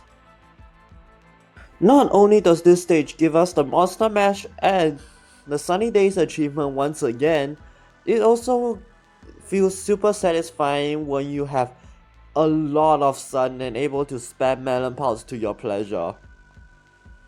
This allows us to beat the final wave with more than 3,000 sun left over, giving us one of, if not the best trophies in the game, due to how satisfying this level is in the end. Following that, we have high gravity. Initially, I decided to use melon pod, and then I realized he literally cannot hit anything. So I decided to go with something really fun. This is because there are no zombies in this stage that can take more than one corp cannon, essentially guaranteeing that 2 corp cannons can destroy majority of the stage. It's not long after I got 10 corp cannons, giving us the DIFCON achievement twice and giving us a lot of fun from absolutely blowing up the zombies. However, final wave did cause 2 of our corp cannons to be eaten, but whatever. I just stopped the last zombie and planted it back. This leaves us with 4 more minigames: One-Up Bowling, Portal Combat, Can You Dig It, and Bungee Blitz. All of them are all incredibly difficult. With a few hours of retries, I managed to beat Portal Combat and got a decent RNG so it doesn't teleport straight into the. The next stage we got is One-Up Bowling, which I initially said it's not possible. But you can do something else. There is a command in PVZ 9.5, dance. If you key in that command, your walnuts will turn into explodonuts in your conveyor. With all of these commands, we can quite decently beat this level, but it's actually still quite close. After that, we have the hidden minigame Bungee Blitz, where this is essentially 5-5, giving us only Chomper, Cherry Bomb, Pumpkin, and Flower Pots. But something we can do is that use the ladder zombie to place a ladder on one of the pumpkins. Since Chomper has 2 blocks of reach, we can have 4 Chompers instead of the usual 3. We sometimes try to explode the bungees, but it doesn't work all the time considering that the time frame is that small. Well, sometimes we get it, but the frame is just 1 second, so yeah, you need to try very hard. Can we get a cherry bomb, please, brother? Oh, okay, sure. I spent so long trying to beat this level. You have no idea. Initially, I tried beating that level when I first unlocked minigame, which was, by the way, just about a few weeks ago. Yeah, few weeks. Okay, over here I need to use my cherry bomb. I'm gonna wait for the zombies to clump up. I need a flower pot right now. I also need a pumpkin at the bottom lane. So can we get, what's that? Pumpkin, perfect. We're gonna do that, and I'm gonna lose the bottom 2 lane. Let's see. Come on, flower pot, cherry bomb. And we are almost at the last flag, so we are good. Okay, I'm gonna save the last 2 cherry bombs for the final wave. Flower pot, please, just a bit more. Drop it, drop it, drop it, drop it, drop, drop, drop, drop, drop. Oh, that, look at that spawn rate. Cherry bomb, right now. And 1 more cherry bomb should do the trick. Oh, let's shovel everything, shovel everything. I don't even want to deal with this level. I've been playing for so long. And flower pot, cherry bomb, Take those lawnmowers, I don't care, just take it. Ah. Yes, the flag, the trophy, whatever thing. Let's get it, give it to me. Leaving us with one more minigame, can you dig it? Which is necessary but incredibly difficult. After that, I went ahead and finished the last part, which is Facebreaker Endless, where I have to beat 15 stages in Facebreaker Endless. And honestly, Facebreaker is extremely easy, because you get a lot of instars. Since zombies can drop sun, and there is a planter in the seed slot, meaning that essentially if you take your time, you can never ever lose. And since we're not in the speedrun mode, we can essentially take as long as we want. It is actually pretty easy, and we easily get the achievement China Shop.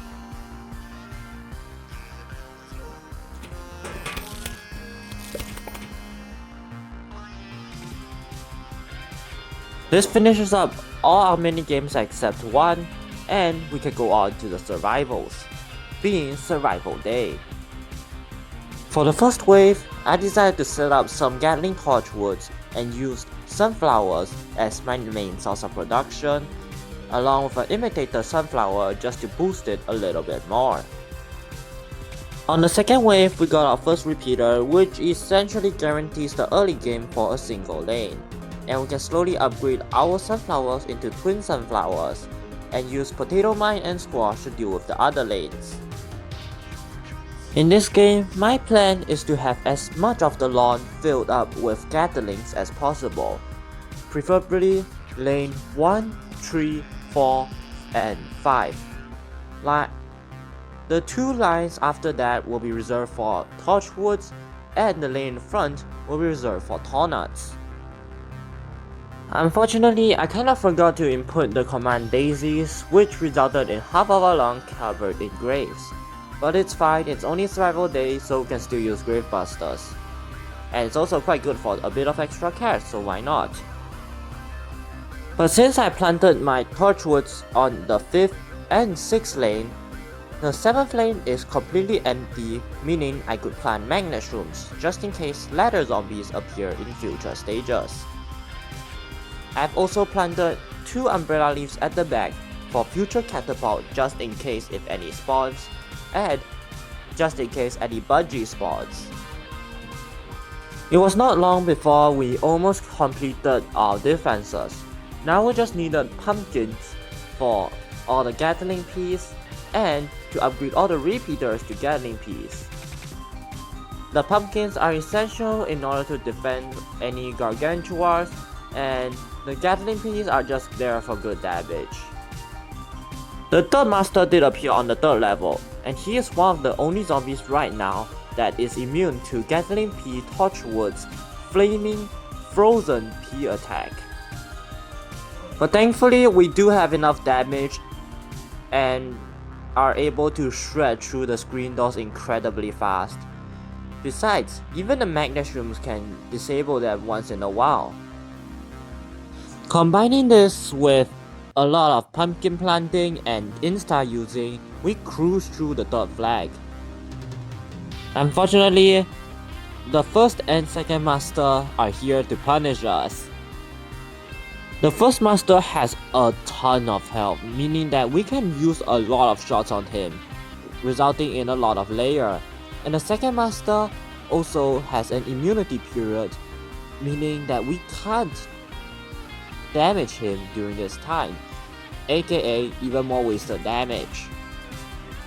This results in our tornuts constantly requiring refresh, and one tornut is almost not enough for the refresh time to recover properly. In fact, our first row actually lost a tornut, but thankfully this is only easy mode. I really fear what hard mode is gonna give us. Thankfully the 5th stage doesn't have any 2nd masters, and we can almost DPS down the 1st master. I also bought an imitator walnut just in case. 2 walnuts provide us with enough recovery when zombies get through any of them, and with the Daisy's command active, we do not need to worry about gravestones ever again. This allows us to quickly complete Survival Day and giving us a lot of cash from this. Survival Night is next, and since these are all the easy survivals, I decided that it's a good idea to use some interesting combos to beat this. And for this one, I wanted to use Fume Shroom with Winter Melon as the crowd control, and some Gloom Shrooms just in case for any close range combat. Stage 1 is extremely easy since there are only regular zombies and coneheads, meaning that if we plant a Fume Shroom on the last column, we can essentially beat this stage without any sunflowers, but that is never fun. So my goal is to put one row of Winter Melons at the back and Fume Shroom spam all the way at the front, with a Gloom Shroom at the very front protected by a pumpkin and probably a Tornut. This should give us a lot of crowd control as long as no tanky zombies like Zombonis or Gargantua spawn. Unfortunately, at the nighttime levels, Graves will still spawn on the final wave, even though Daisy's is on, meaning that we do have to waste a slot for Gravebuster, but whatever. Stage 2 has Michael Jackson zombies and the Bucketheads, which are easily countered by our Magnet Shroom and Fume Shroom spam respectively. This allows us to quickly shred the second stage, giving us access to the third. Thankfully, there are no troublesome zombies just yet. Oh man, that's an issue. Thankfully, we can just use a Insta to weaken the first master, and Winter Melon actually provides a decent amount of slow to them so that they don't cause too much damage to our frontline pumpkins. Although even with that, without Tornuts, our pumpkins suffered a lot of damage. But the hardest challenge came from the 4th stage, where all 3 masters are here. With the power of the 3 masters combined, we lost a lot of plants, specifically the Gloom Shrooms on the first few lanes, and a lot of instas needs to be used so that they don't absolutely destroy all our Gloom Shrooms. By some miracle, we survived all that, and now we have to endure the pain of planting all these things back, with all 3 masters back once again. But thankfully, I did have experience on the previous stage, meaning that the losses aren't as devastating as before, and I kind of know how to counter most of these. Using Gloom Shroom and Ice Shroom is actually quite a decent counter to the first master, and the second master as long as it's not in his invincibility frames. And Tornut can be used to isolate a bunch of zombies before squashing all of them. You do have to be wary about Imitator's transformation time though, so sometimes you need to know when to lose Gloom Shrooms. And with enough collateral damage done to the grass patch on the first lane, we managed to complete Survival Night easy.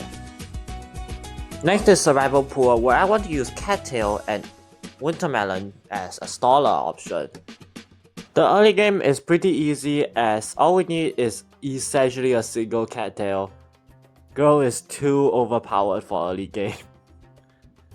And once we have about 3 cattails, we can essentially cruise through the first stage without much of an issue, and we can just continue doing that. Once we got 6 cattails, we shredded this stage, and Arya realized it and he came to challenge us. But this is on survival hard, so there isn't like a bajillion second masters running around. Yeah, Tornuts and cattails can actually just easily shred him, and if we really can't, we can just use a potato mine. It's not long after we have an entire castle wall in front of our yard. Yeah, Cattail is so good that she literally allowed us to have 2 rows of Tornuts. And by the end of the third flag, we have almost the entire pool filled up. We got our last cattail, popped the pumpkin on her, and easily cruised through the rest of these stages. Yeah, without ladder zombies, no one's getting past 2 rows of tall nuts. They have way too much health. After realizing that Arya can't even defeat this, the zombies straight up gave up. This stage they sent Snorkel. Yeah, I don't know how to say about this stage. This stage is way too easy for now. After taking another break, Arya is back, and he actually caused us to lose some tall nuts. But we have essentially infinite sun at this point, so we just insta our way through. And actually, thankfully, we did get 2 rows of tall nuts, because on the first row, 2 second masters nearly blew through the defenses, which is kind of crazy. But it's fine, it's the second final wave, so we can just shovel everything if we want to. Extremely easy stage because Cattail is way too overpowered. And for the fog, I decided that I want to use Starfruit as my main damager, as I heard that he is decently overpowered since he does have increased damage compared to his regular counterpart, and his stars can travel straight after a short while.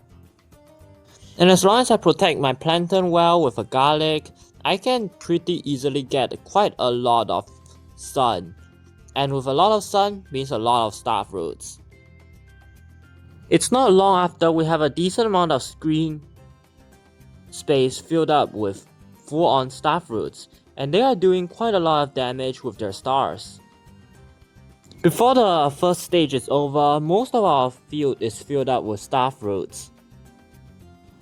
And this stage only sends Snorkel and the Michael Jackson zombie, so we can actually give ourselves quite a lot of time to plant up some defensive plants, like wintermelon and other starfruits, and we don't need to focus too much on planting tall nuts. We spammed the front part of the lawn with starfruits and a bit of magnet shroom just in case any future ladder zombies come, and at the back, we planted ourselves some regular melon pods and upgraded them to winter melons. However, Arya did appear on the third flag, which means that our defenses need to strengthen by a lot. Since Arya has invincibility frames, even though our starfruits can do a ton of damage, most of the attacks are landed on Arya's invincibility frames, aka 0 damage. We need a lot of starfruits, and sometimes we even need an insta, or just sacrifice a tornad once in a while. It's not long after almost all our tornads are completely destroyed, and I need to watch where I put my imitators because they do not have a lot of health. Thankfully, with a lot of tornads and a lot of pause buffering, we managed to defend the second stage, and unfortunately, Gargs appeared after that. Don't mind the Digger Zombie, almost all our plants can attack backwards, less than Melon Pulse. Once again, thanks to Starfruit's insane high damage output, we can cruise decently well. We just needed a Cherry Bomb once in a while to deal with any areas that come out to block our path. And since Tornad can take 5 hits from Gargantuars, yeah, this is pretty simple. Unfortunately, some of our plants did get nearly destroyed by the Gargantua Imp Trolls, so we have to find a way to deal with that. Also, look at this Doomshroom, that's a lot of sun, more than the amount that Twin Sunflower can produce. But thankfully, we don't need to lose too many plants, as Cherry Bomb and Doomshroom is more than enough to handle most of the areas that spawn. And Tornad, while still being Tornad, is incredibly overpowered, as it always is. Chicken Brother, Jack in the Box, and the third master along with the first master appeared next. The only issue being those two having an excessive amount of health, and Jack in the Box having a bit of RNG. Chicken Brother we can easily deal with using umbrella leaves, so that is not too big of an issue. Thankfully Arya isn't here, so our defensive plans don't have that much of a stress. But Starfruits being Starfruits and single target makes it quite difficult. So we ended up losing a few Tornuts in the process. But thankfully not a lot of our main attackers are getting destroyed, so that's good. With enough insta spamming and a lot of walnut repair, we managed to beat to the end of this flag. This completes Survival Fog, and now we move on to the most hated one, Survival Roof. My plan here is just spam the entire screen with as many melon pods as possible, with a few umbrella leaves protecting them from bungees once in a while. With a biblical amount of greed with Potato Mine and Squash, we managed to get our first row of melon pods and upgrade some of them to winter melons. And soon, all of these sunflowers have to be replaced with melon pods. And by the first stage completion, we have a decent amount of the screen filled up with melon pods, and Arya has came around. But I think Arya won't pose too much of a threat as we have double Tornuts and quite a lot of attackers. Never mind, they absolutely just destroyed my defenses. So after a day of chilling, I decided to come back and reattempt this stage. This time with Cob Cannon. If you count chilling as in like trying desperately to beat that stage only for Arya to come every single time and destroy your defenses, that is. By being very stingy with our melon pods, we can get a decent amount of Cob Cannons, which is usually ranging about 5 to 6 before the first stage concludes, along with a decent amount of sun that is, I guess, sustainable. We got quite lucky on the second stage though, as only Bucket Heads and the third master are introduced. No second masters, thankfully. This allows us to get 6 Cob Cannons very quickly, and we can slowly upgrade our melon pods into winter melons. And as long as no Gargantua spawn and throw their imps directly on the middle 2 Cob Cannons, we should be decently fine. The Cob Cannons are a bit iffy because of the roof slant angle, but I guess that's what we have for now.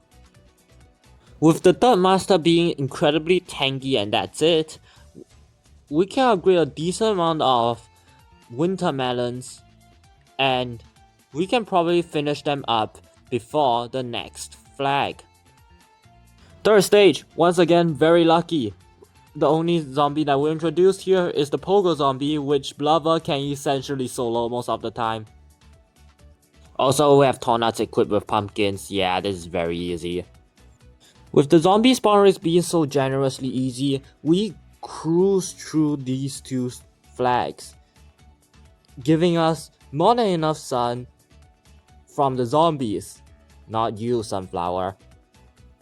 Stage 4. Still no Arya. Where is he? And while bungees are aimed to destroy most of our plants by taking them away, almost every tile is protected by an umbrella leaf, so they do absolutely nothing. Pole vaulters can also be easily dealt with just a Tornut or a Blubber, so once again, an easy stage. I'm confused where is Arya and any of the masters. Did the first master and the second master go on holiday or what? 5th stage, wait, hello? While a ladder zombies can make these stages decently difficult as the ladders can allow other zombies to go over our defensive plants, we can just blow the ladders up with either an insta or a Cob Cannon. And the funny thing is that since Tornut doesn't get crushed, we'll have a very funny thing that Tornut is just chilling on the roof. But apart from that, it's just a matter of blowing up any zombanties with Cob Cannons, as Chicken Brother doesn't do anything as we have umbrella leaves. Apart from this stage being extremely cursed when we're just seeing Tornuts chilling on the top of the roof without any soil, this stage isn't too difficult. The only mess up I did is that I accidentally let my winter melon get crushed, so that is unfortunate. Oh, the same thing can also be said to this umbrella leaf, so yeah, zombanties are actually the hardest zombie here, not the ladder zombies, since we're using cop cannons. Yeah, we easily cruised to the end of this stage as the second master didn't even appear once. Maybe it's his holiday or something, I don't know. Now we're gonna be playing the hard survival. For the regular stages, I guess I will just choose the strongest defense that I can ever get, aka Gatling Torchwood. And as for the defense, it should be similar to Zombantium, just with an extra few pumpkins and tornuts for the later games, as we really needed those defenses. And my plan will be to plant 3 rows of Gatling P plus 2 rows of Torchwood, and at the back build some Gloom Shrooms in order to defend in case any diggers come around. Any extra spots can be reserved for any special plants like umbrella leaves. The first 4 flags are quite easy, since only bucket heads, basics, and cone heads could spawn. I even decided to upgrade the back lane into having an extra row of Gatlings just for a bit of extra speed. Our next stage, Arya, quickly came, so we need to prepare a lot of defenses. I figure it's a good idea to bring another set of pumpkins just in case. This allows us to defend our plants better and can also prepare us for the later waves.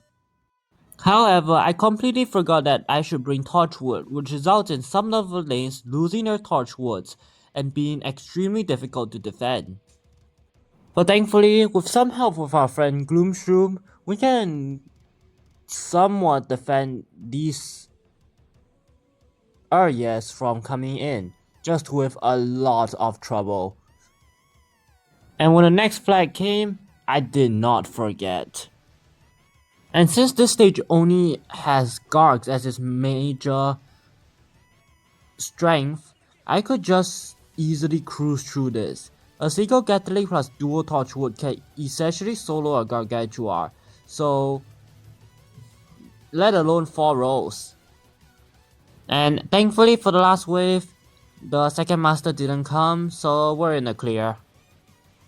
This allows us to cruise through this stage until I realize there is still one more stage after that. Well, there are diggers, but thankfully we prepared Gloom Shrooms. Apart needing to replace a Tornado once in a while, this stage is actually quite difficult since the Zombanties can come out and create ice paths, resulting in us unable to plant any instas. Thus, we have a lot of trouble when both Zambonis and Gargantuas appear. Sometimes we even have to shovel up some Tornas just to make place for an insta. But thankfully, this stage does provide us with ample amounts of sun due to the zombie spawn rates. In the end, we managed to barely complete this with a lot of walnut repair and torchwood repair.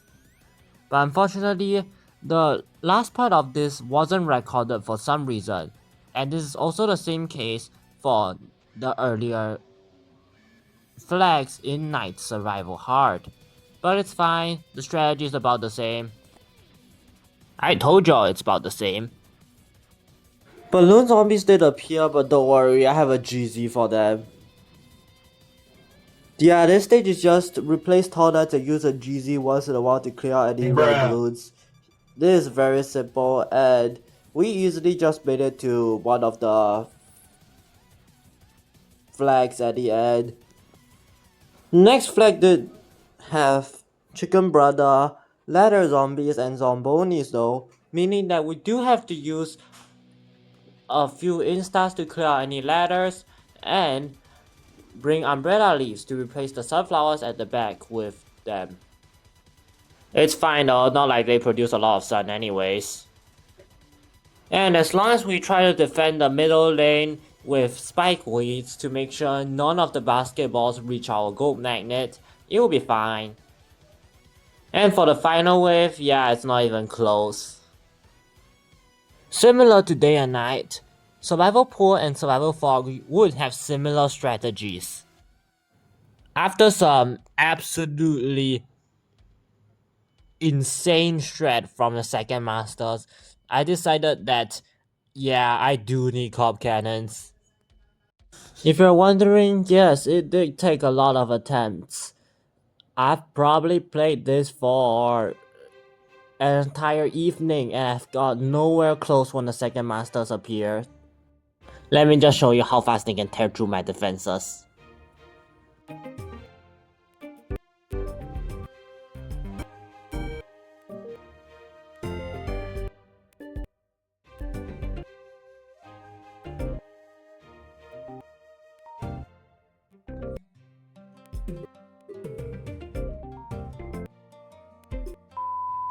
Yeah, there's no way we're defending this. After many attempts without corp cannon, I decided it's finally time to bring out the big guns.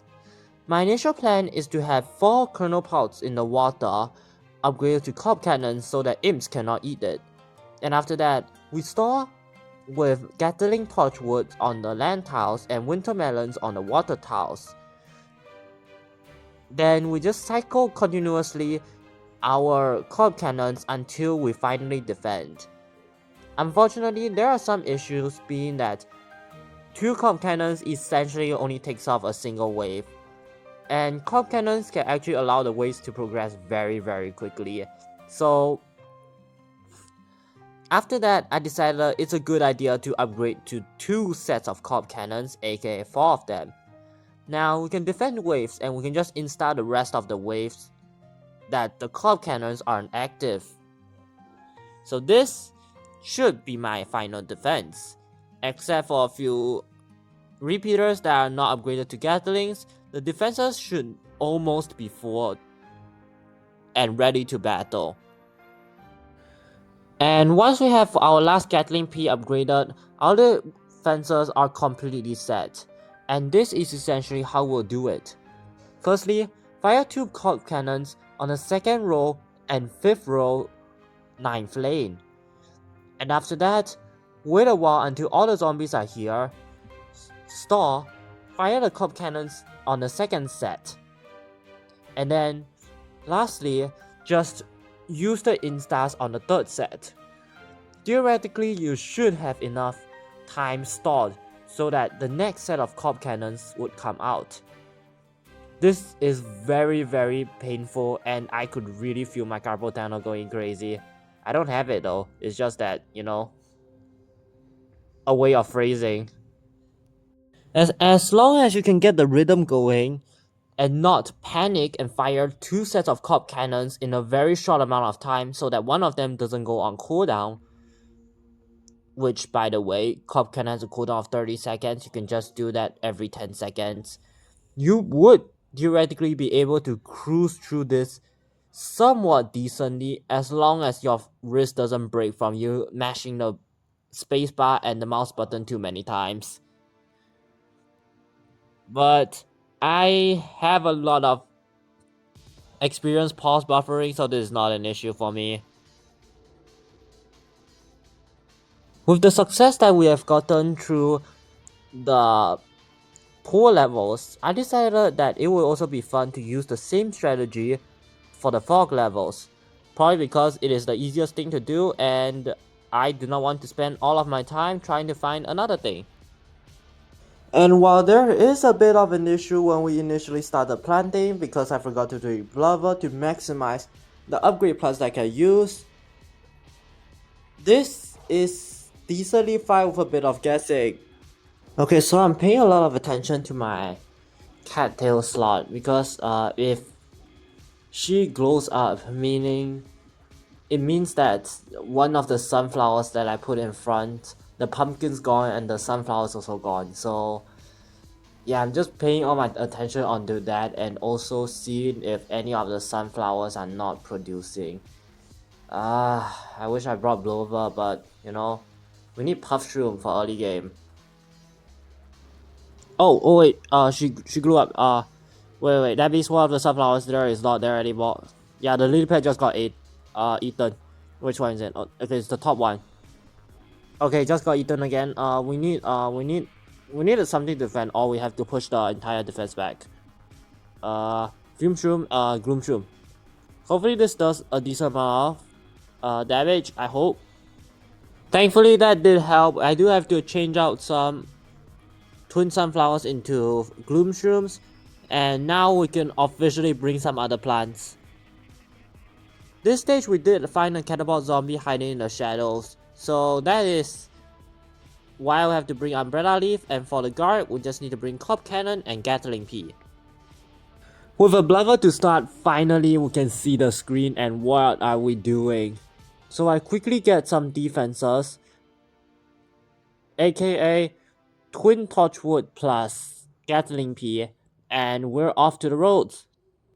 We did struggle a bit initially because our plants are not at their level stats yet, but it's fine. We still have Cop Cannon that can defend us in a pickle.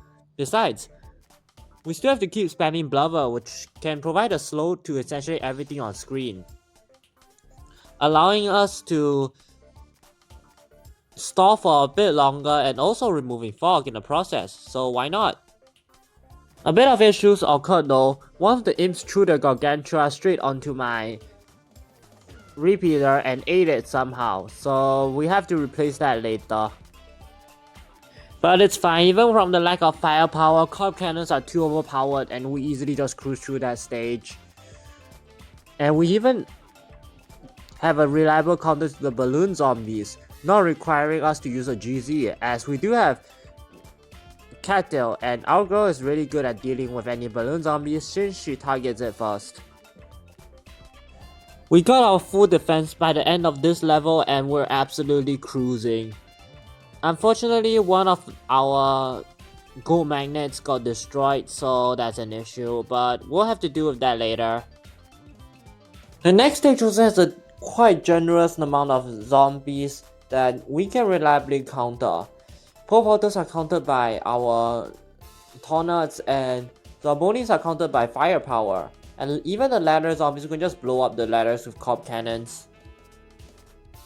As long as it's not the deadly combo of ladder zombies and area, we should be pretty fine, as we don't need to worry about any newspaper zombies, aka the second master, running through our defenses.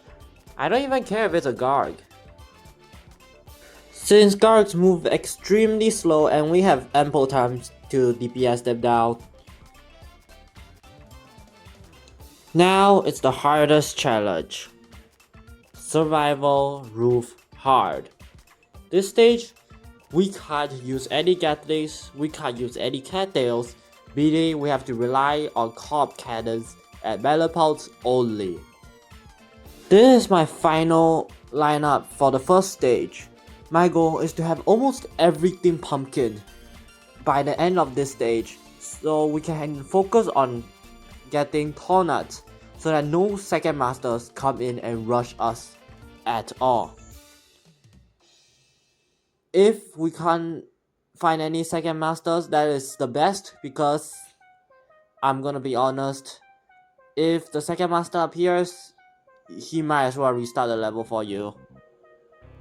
After a quick trip to Dave's shop to buy a rake, we continued on and went absolutely ballistic with our greed. You need so much sun for this strategy that it is insane. So I ended up planting as many melon pods and twin sunflowers, and only planting kernels in the places that I need them. After that, I just go around pumpkining everything and repairing any that are damaged. Once we get to the second flag, we can upgrade all of these melon pods into winter melons and all of these kernel pods into Cop Cannons. And that is exactly what we did, along with a few umbrella leaves just to defend any bungees that want to steal from us. At the same time, we also completed a popcorn party way too many times in this current section. And once we have our defenses essentially maxed out, we just need to do whatever we did for the previous stages. Cycle 2 sets of curb cannons and build any umbrella leaves just in case any bungees want to steal our tall nuts. And I'm just gonna say, let's just skip past this entire part, as thankfully no second master spawned, and if they did, I also don't worry that much because our defenses are mostly set and we have quite a lot of leeway.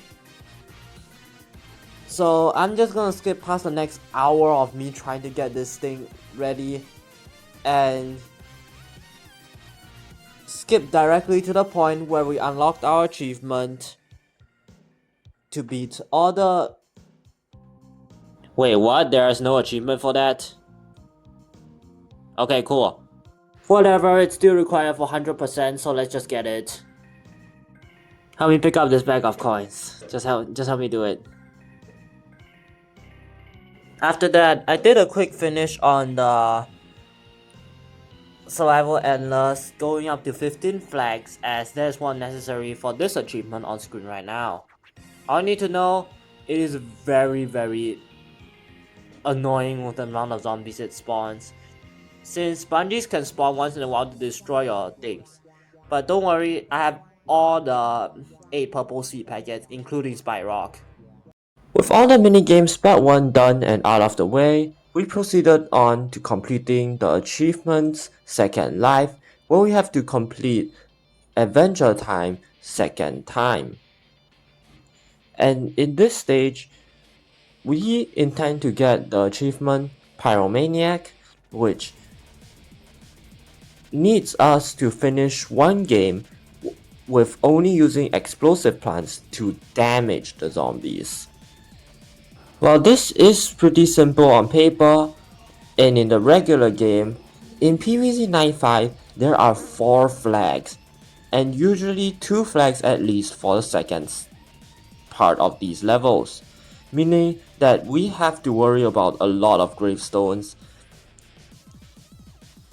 Furthermore, our rake can't be used to damage the zombies as it is not an explosive attack. My initial strategy is to stock up on Doom Shrooms and use Cherry Bomb along with Imitator Cherry Bomb to blow up every single wave of the zombies. But as more and more graves appeared, we realized that we have brought the wrong combination. So after a short while, I decided to pivot into Kernel Pulse and Cob Cannon defenses, as Cob Cannon is one of the best explosive plants in the game, and as long as no Kernel Pulse attack, we should be quite good.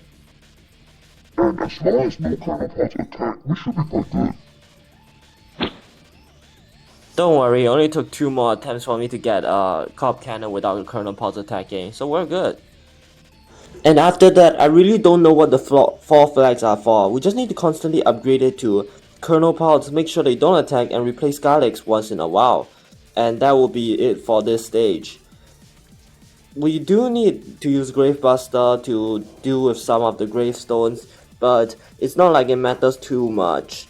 We have 9 Cob Cannons and we can just blow up the majority of all the zombies here. So yeah, I do not know what's the point of 4 flags, and this really feels unnecessary. Whatever, give me my achievement. And let's go complete the next achievement, Good Morning.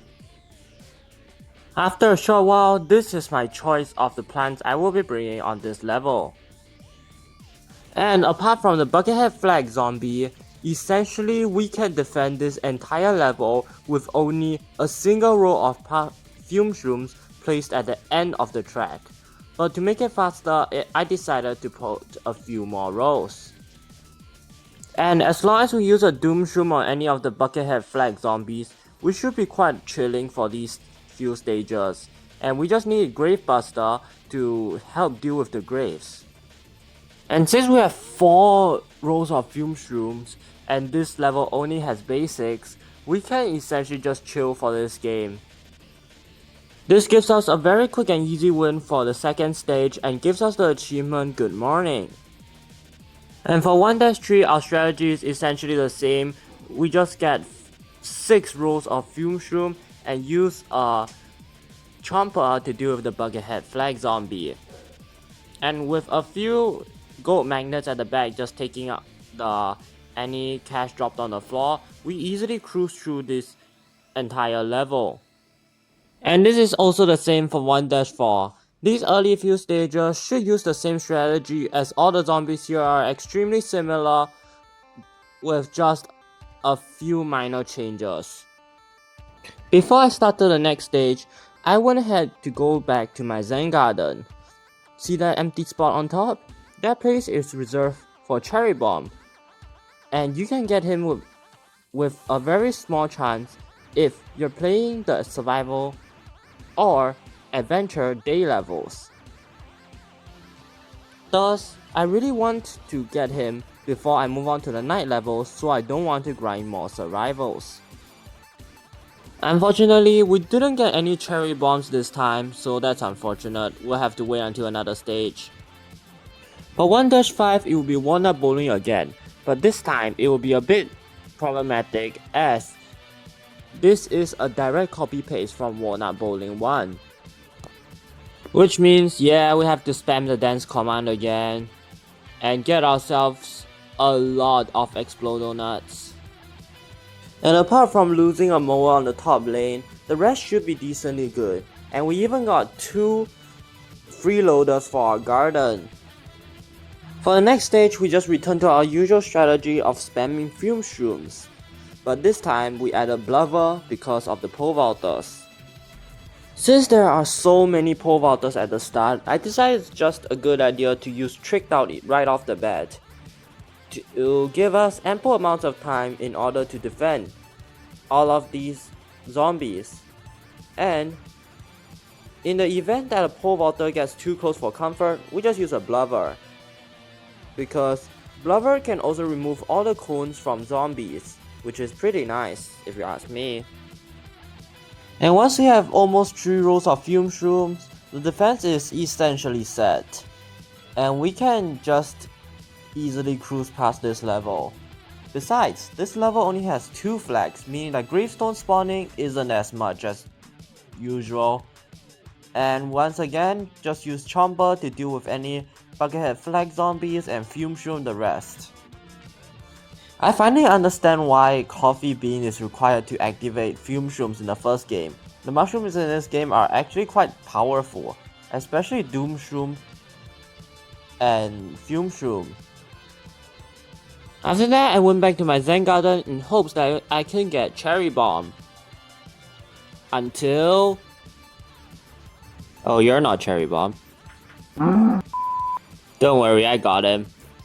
While I still use the Fume Shroom spam strategy, for 1-7, I added Melon Pod to the mix, just to make it slightly faster. And while this strategy might seem a bit repetitive, it is the fastest strategy we'll get. And this might change a little bit for future worlds, but this is what we have now, and this is definitely the easiest and quickest to do. The next level featured a decently forgotten strategy back when I first played night levels on this game, which actually handled the Bucketheads pretty well. And while this strategy doesn't work as well as I planned on the next stage because of the increased amount of Bucketheads, since Fume Shroom doesn't do too much damage to them, we can still deal with them decently well with 1 or 2 rows of Chompers to take them out. The only issue is to get all the Chompers done and placed. And also that we don't waste Chompers. And stage 1-10 is absolutely free because it's the same 1-10 over again. I might as well just use a cheat engine to quickly pass this level, but there is no point in doing that, so I'm just gonna quickly do it. Stage 2-1 as usual only has the basic zombie and yeah, so it's the same strategy of Fume Shroom and Chomper. The strategy once again, Fume Shroom, and a bit of defense probably, and a chomper to use as an insta kill. Hey look, I've been playing this for way too long, just get me out of this. For 2-2, I decided it's a good idea to bring in Wintermelon for a bit of fun. Unfortunately, it was not a good idea since Wintermelon costs 500 and is extremely slow to build up. So we still have to rely on Fume Shrooms and Chompers for most of the time, and sometimes Tornads to defend. So next stage I changed our strategy, using Chompers and Wintermelon as my only damage source. Since then, I don't need to rely too much on spamming way too many defensive options for my good. And this stage actually has a lot of third masters, meaning that Chomper counters them extremely well. And since this stage is the third master introductory stage, he is the most spawned, meaning that all other zombies spawn way less. This also means that Chomper is very good on this stage, as he won't get overwhelmed too easily. Unfortunately, I didn't bring Gravebuster on this stage. It's a bit unfortunate that I can't get all this cash from this, but it's not like I need any cash. And for 2-4, they forced us to use Chomper. So I decided to bring back the classic Snow Pea Chomper strategy. Yeah, that didn't work out. So I took a break for the night and came back the second day. And apparently, every time you reset the game, it randomizes the plant options. Cool. So on this level, I used the strategy of Cactus and Magnet Shrooms. Cactus is decent for piercing zombies, and she can also deal with Coneheads pretty well. And the Magnet Shrooms, they can help with taking away the helmets and the screen doors of the third master. A row of Scary Shrooms at the front can block any pole vaulting zombies, so I guess that's something useful for Scary Shroom. And by the second flag, our defenses are mostly built with Magnet Shrooms and Cactus. So as long as we deal with any of the graves, no zombie should theoretically be able to pass through our defenses. Now, once we upgrade the back row of cacti into melon pod, we are absolutely chilling for this level.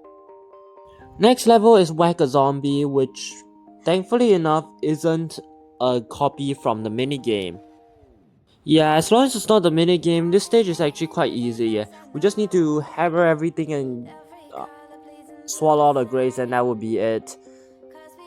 Well, let's just get to the next level. Final wave.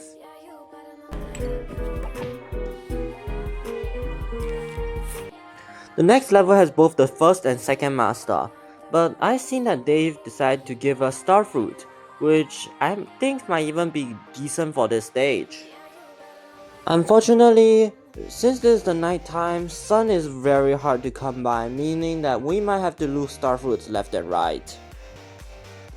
But thankfully, Starfruit actually does quite a lot of damage, especially when it is melee. So after a short while, I decided it's a good idea to bring Garlic on this level, which is a bit risky since second master only takes 4 bites to finish Garlic. And if it wasn't for the fact that this is only a 2 flag level, we would be absolutely screwed at this point. So he absolutely shredded the final wave of our insane firepower. Yeah, Starfruit is actually quite powerful. Unfortunately, he is way too expensive, so that is something we have to deal with. Following that stage, we have the third master and the first master coming at once.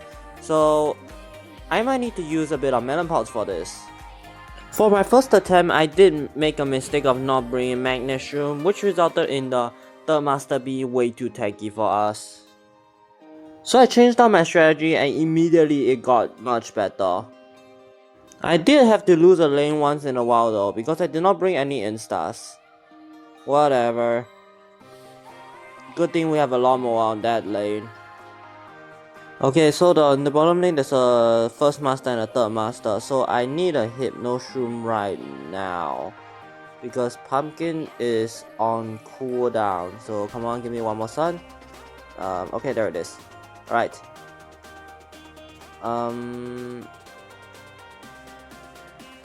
Hypno shroom now.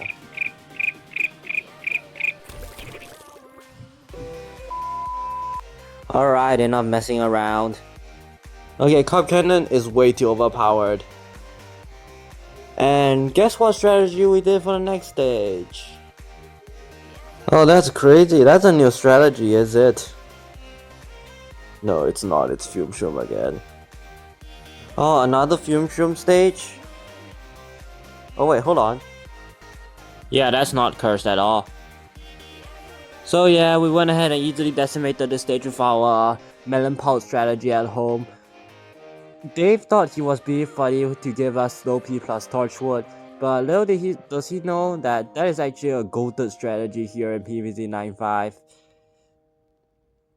Yeah, if it's a regular game, people will be laughing at it, but in 9.5, it's actually pretty powerful. Aerial attack with slow, isn't that good? Next up is 5-10. I don't think there's any strategy involved in this. Why don't I just pop a Doom Shroom? In a short span of 2 minutes, the ground completely turned into Nuketown and we easily beat the stage. And now we move on to the pool levels, which if you're wondering, yes, Cattail does solo most of these.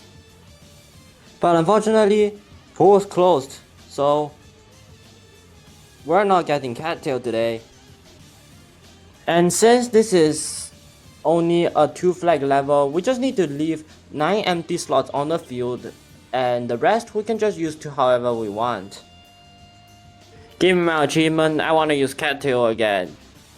The next stage gave us a surprise immediately at the beginning.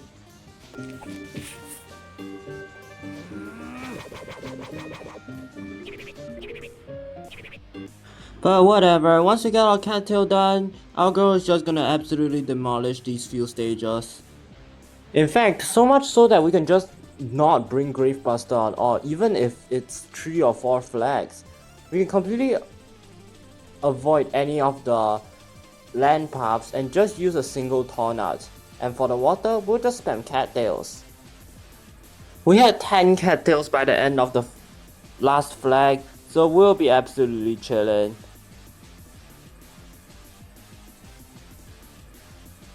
If you're wondering, apart from the first pool stage, majority of the pool stages are done by this strategy. It's just Cattail, a pumpkin if necessary, and Tornuts. Yeah, honestly at this point, I don't care if it's fun or not, I just wanted to go fast. Because if you're wondering, if you have been playing a game for more than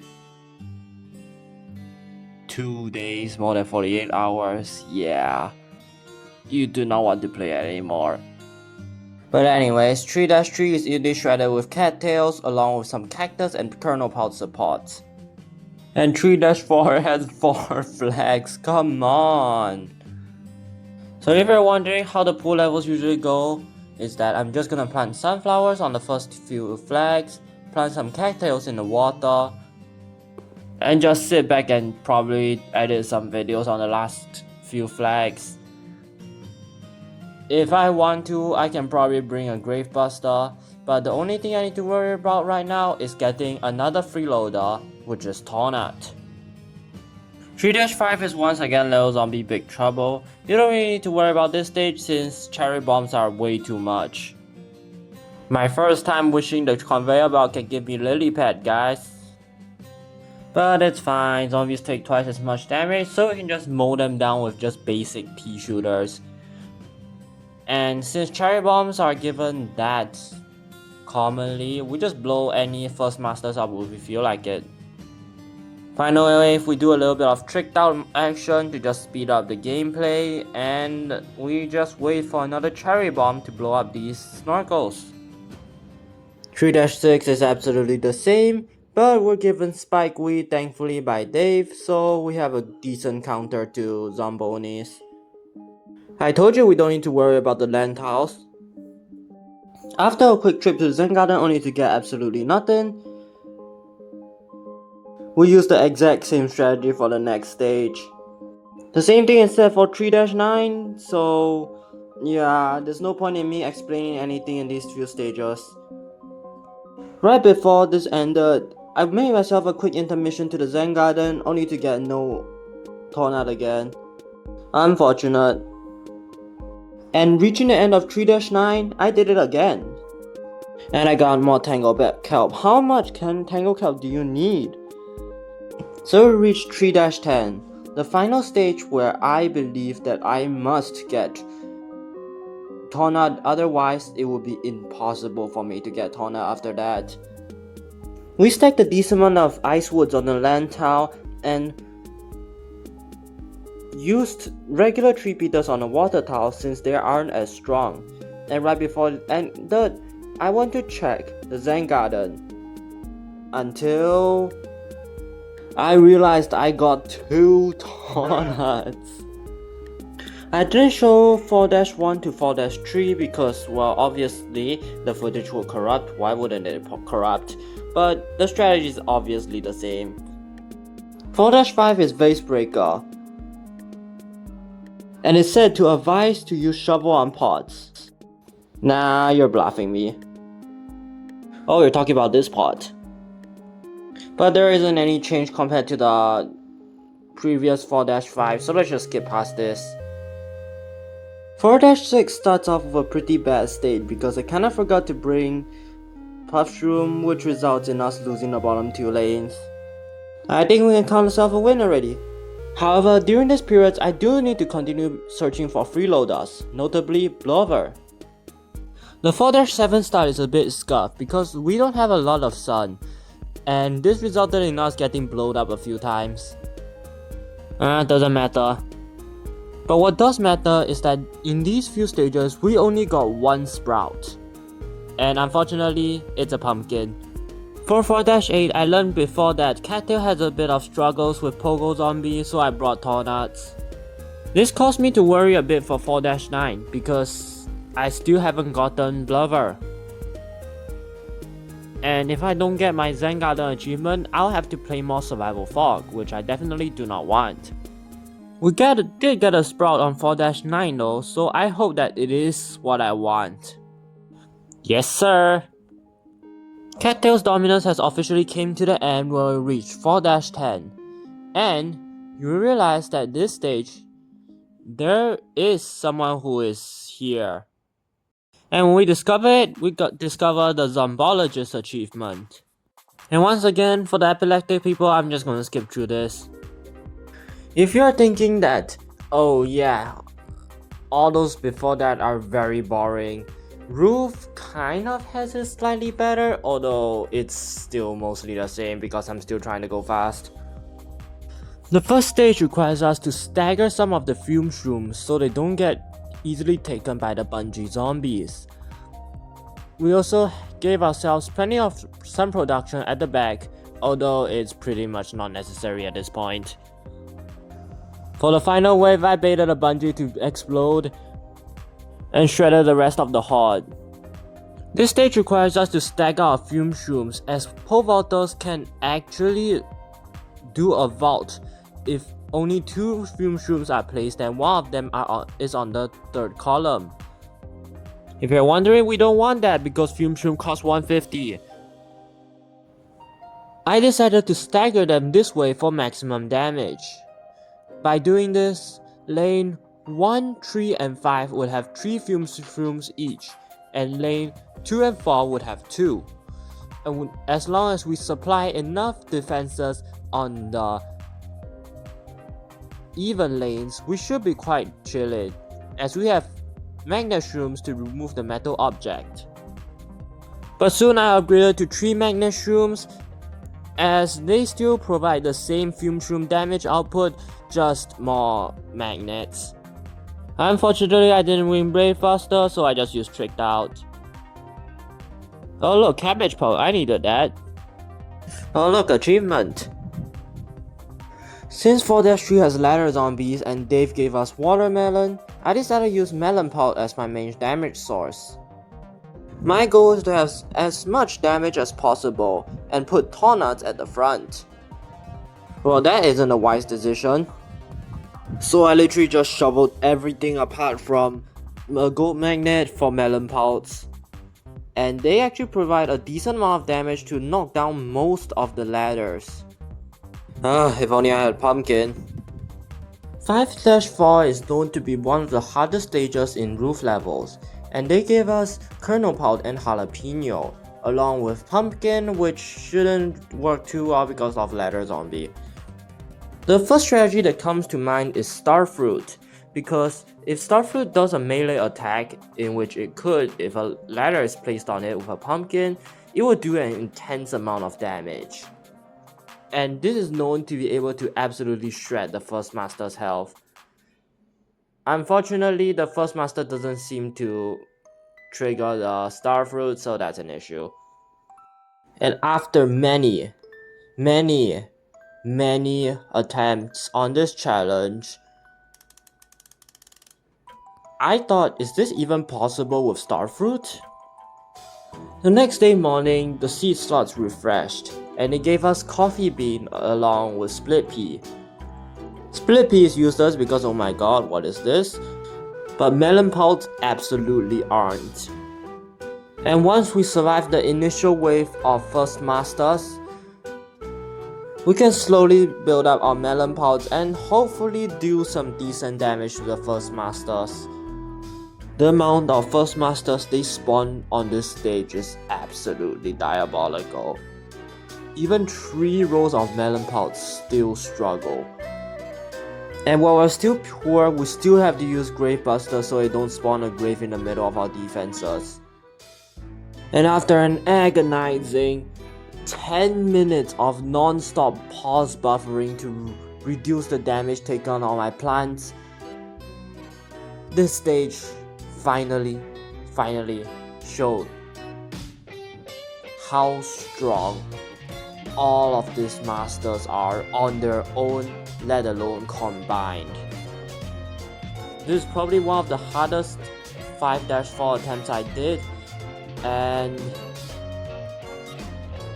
there is still one more stage that I really dread, and it's gonna be way harder than this. But do you know what isn't hard? 5-5, because it's literally just 5-5 copy pasted. It's not even bungee blitz. Last wave is absolutely scary though, but good thing we have cherry bombs. Holy. Next level 5-6 features Catabout. Oh, are you expecting me to use this to defend it? I have Umbrella Leaf. And based on the attempt of the first run, I know that 2 Fume Shroom should somewhat be able to counter a Catapult zombie. 1 Fume Shroom will be too slow and Chicken Brother will push forward. Alrighty, stage clear. Stage 5-7 is also 4 flags, but we do have a bit of an issue regarding the ladder zombies. So I ignored Sunflower, brought Marigold, and used Garlic for early game. Oh man, that's an issue. Yeah, that works. And the strategy will be as such. 4 rows of Fume Shroom each, 3 Magnet Shrooms, and Umbrella Leaves protecting all of it. Use Gravebuster whenever possible, and that will be the stage. The final wave is a bit messy, but we have infinite Pierce, so it doesn't really matter too much. The ladder zombies might get a few ladders in, but we can just use Magnet Shroom to pull them off in a short while. 5-8 introduces us to the Imp and the Garg. And we also have Split Pea, which is kind of useless. Oh yeah, what a way to start the level. Whatever, lane 1 won't have Garg, so a Garlic at lane 1 can essentially guarantee us 2 to 3 Cob Cannons. And once we have 2 Cob Cannons, we can essentially one-shot a Gargantua by our free will. As long as we get both of them timed together, it will work. We slowly built our kernel pods forward and started upgrading some of the lanes with more kernel pods into Cob Cannons. My goal is to have as many Cob Cannons as possible so we can infinitely store and bomb any gargantuars when we get the chance. By the level finish, we already have 6 corp cannons absolutely raining havoc on the coming gargantuars. If we time the pause buffer properly, the gargantua should not be able to draw any imps. Final wave, once again I don't want to waste time, so I tricked out and used the rest of my corp cannons to bomb the gargantuars.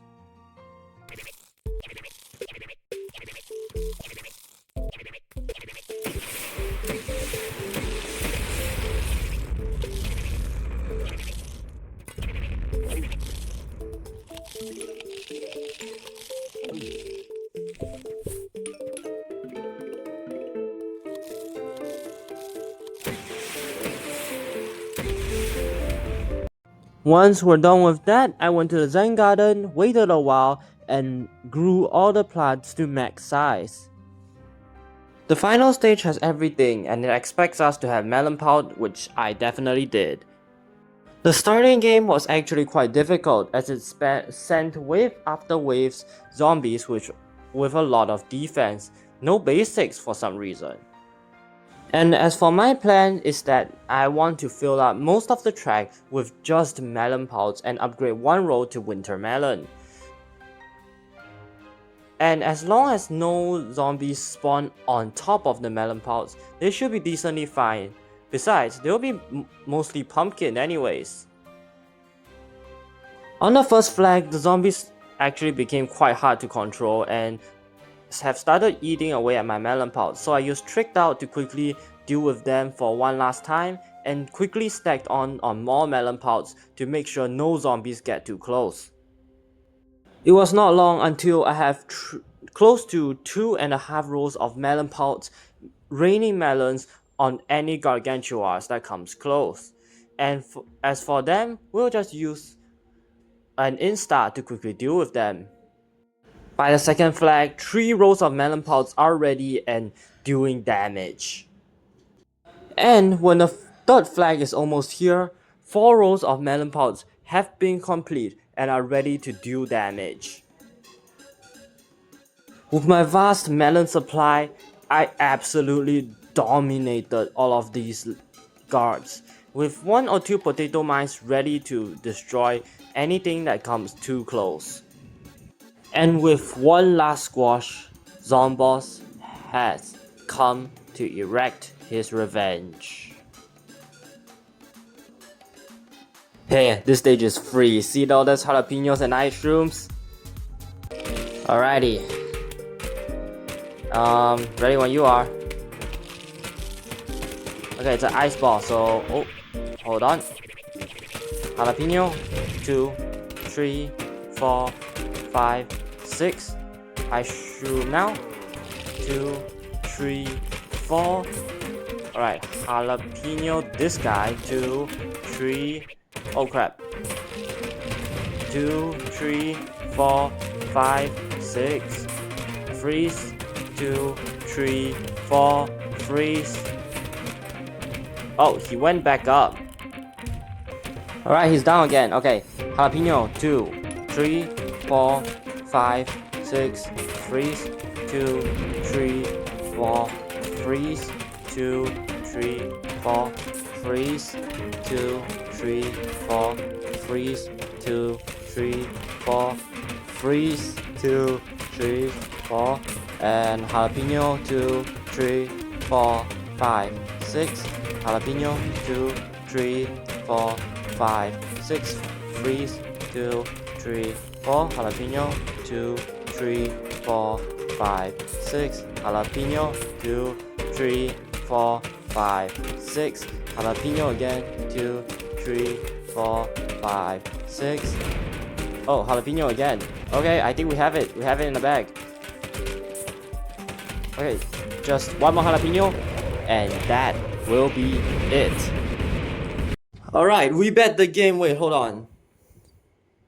Why is there another 1.5 hours left on the time? Wait, what?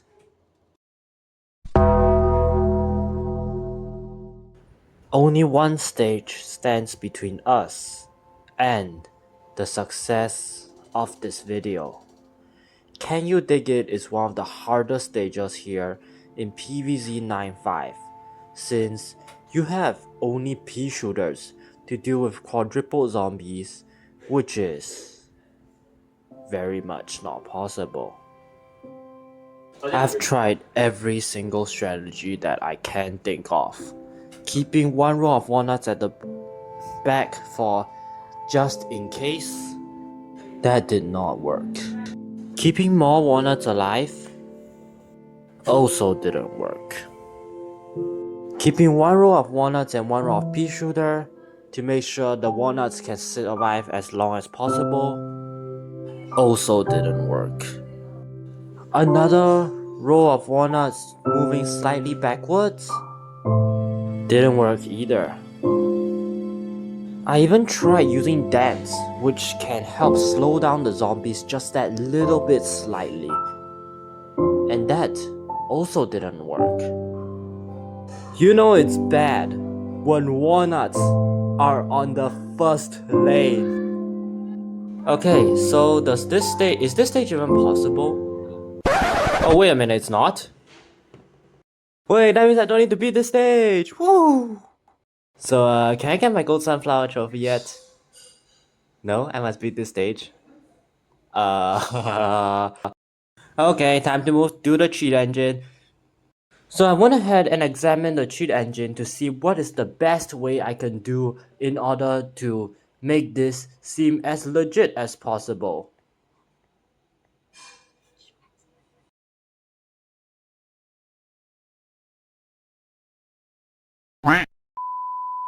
This is until I found stackable plants. However, I am gonna give myself a rule. I cannot stack pea shooters on walnuts. Only pea shooters on pea shooters. So with that out of the way, let's do this.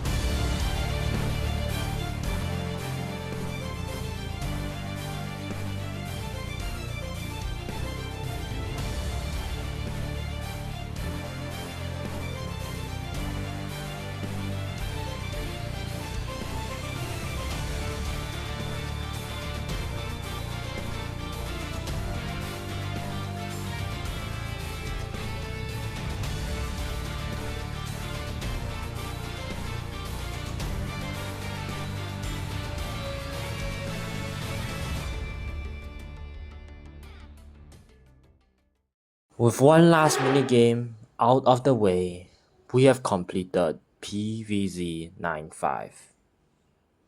Thank you all for watching. These videos take extremely long to make and it would be very appreciated if you can leave a like, a sub, or a share. And for watching to the end of this video, I will give you a surprise. Here is the way you can download PVZ 95. I have fully translated the English for you all, and it'll be out soon. About 1 to 3 months right after this video uploads. With that out of the way, thank you.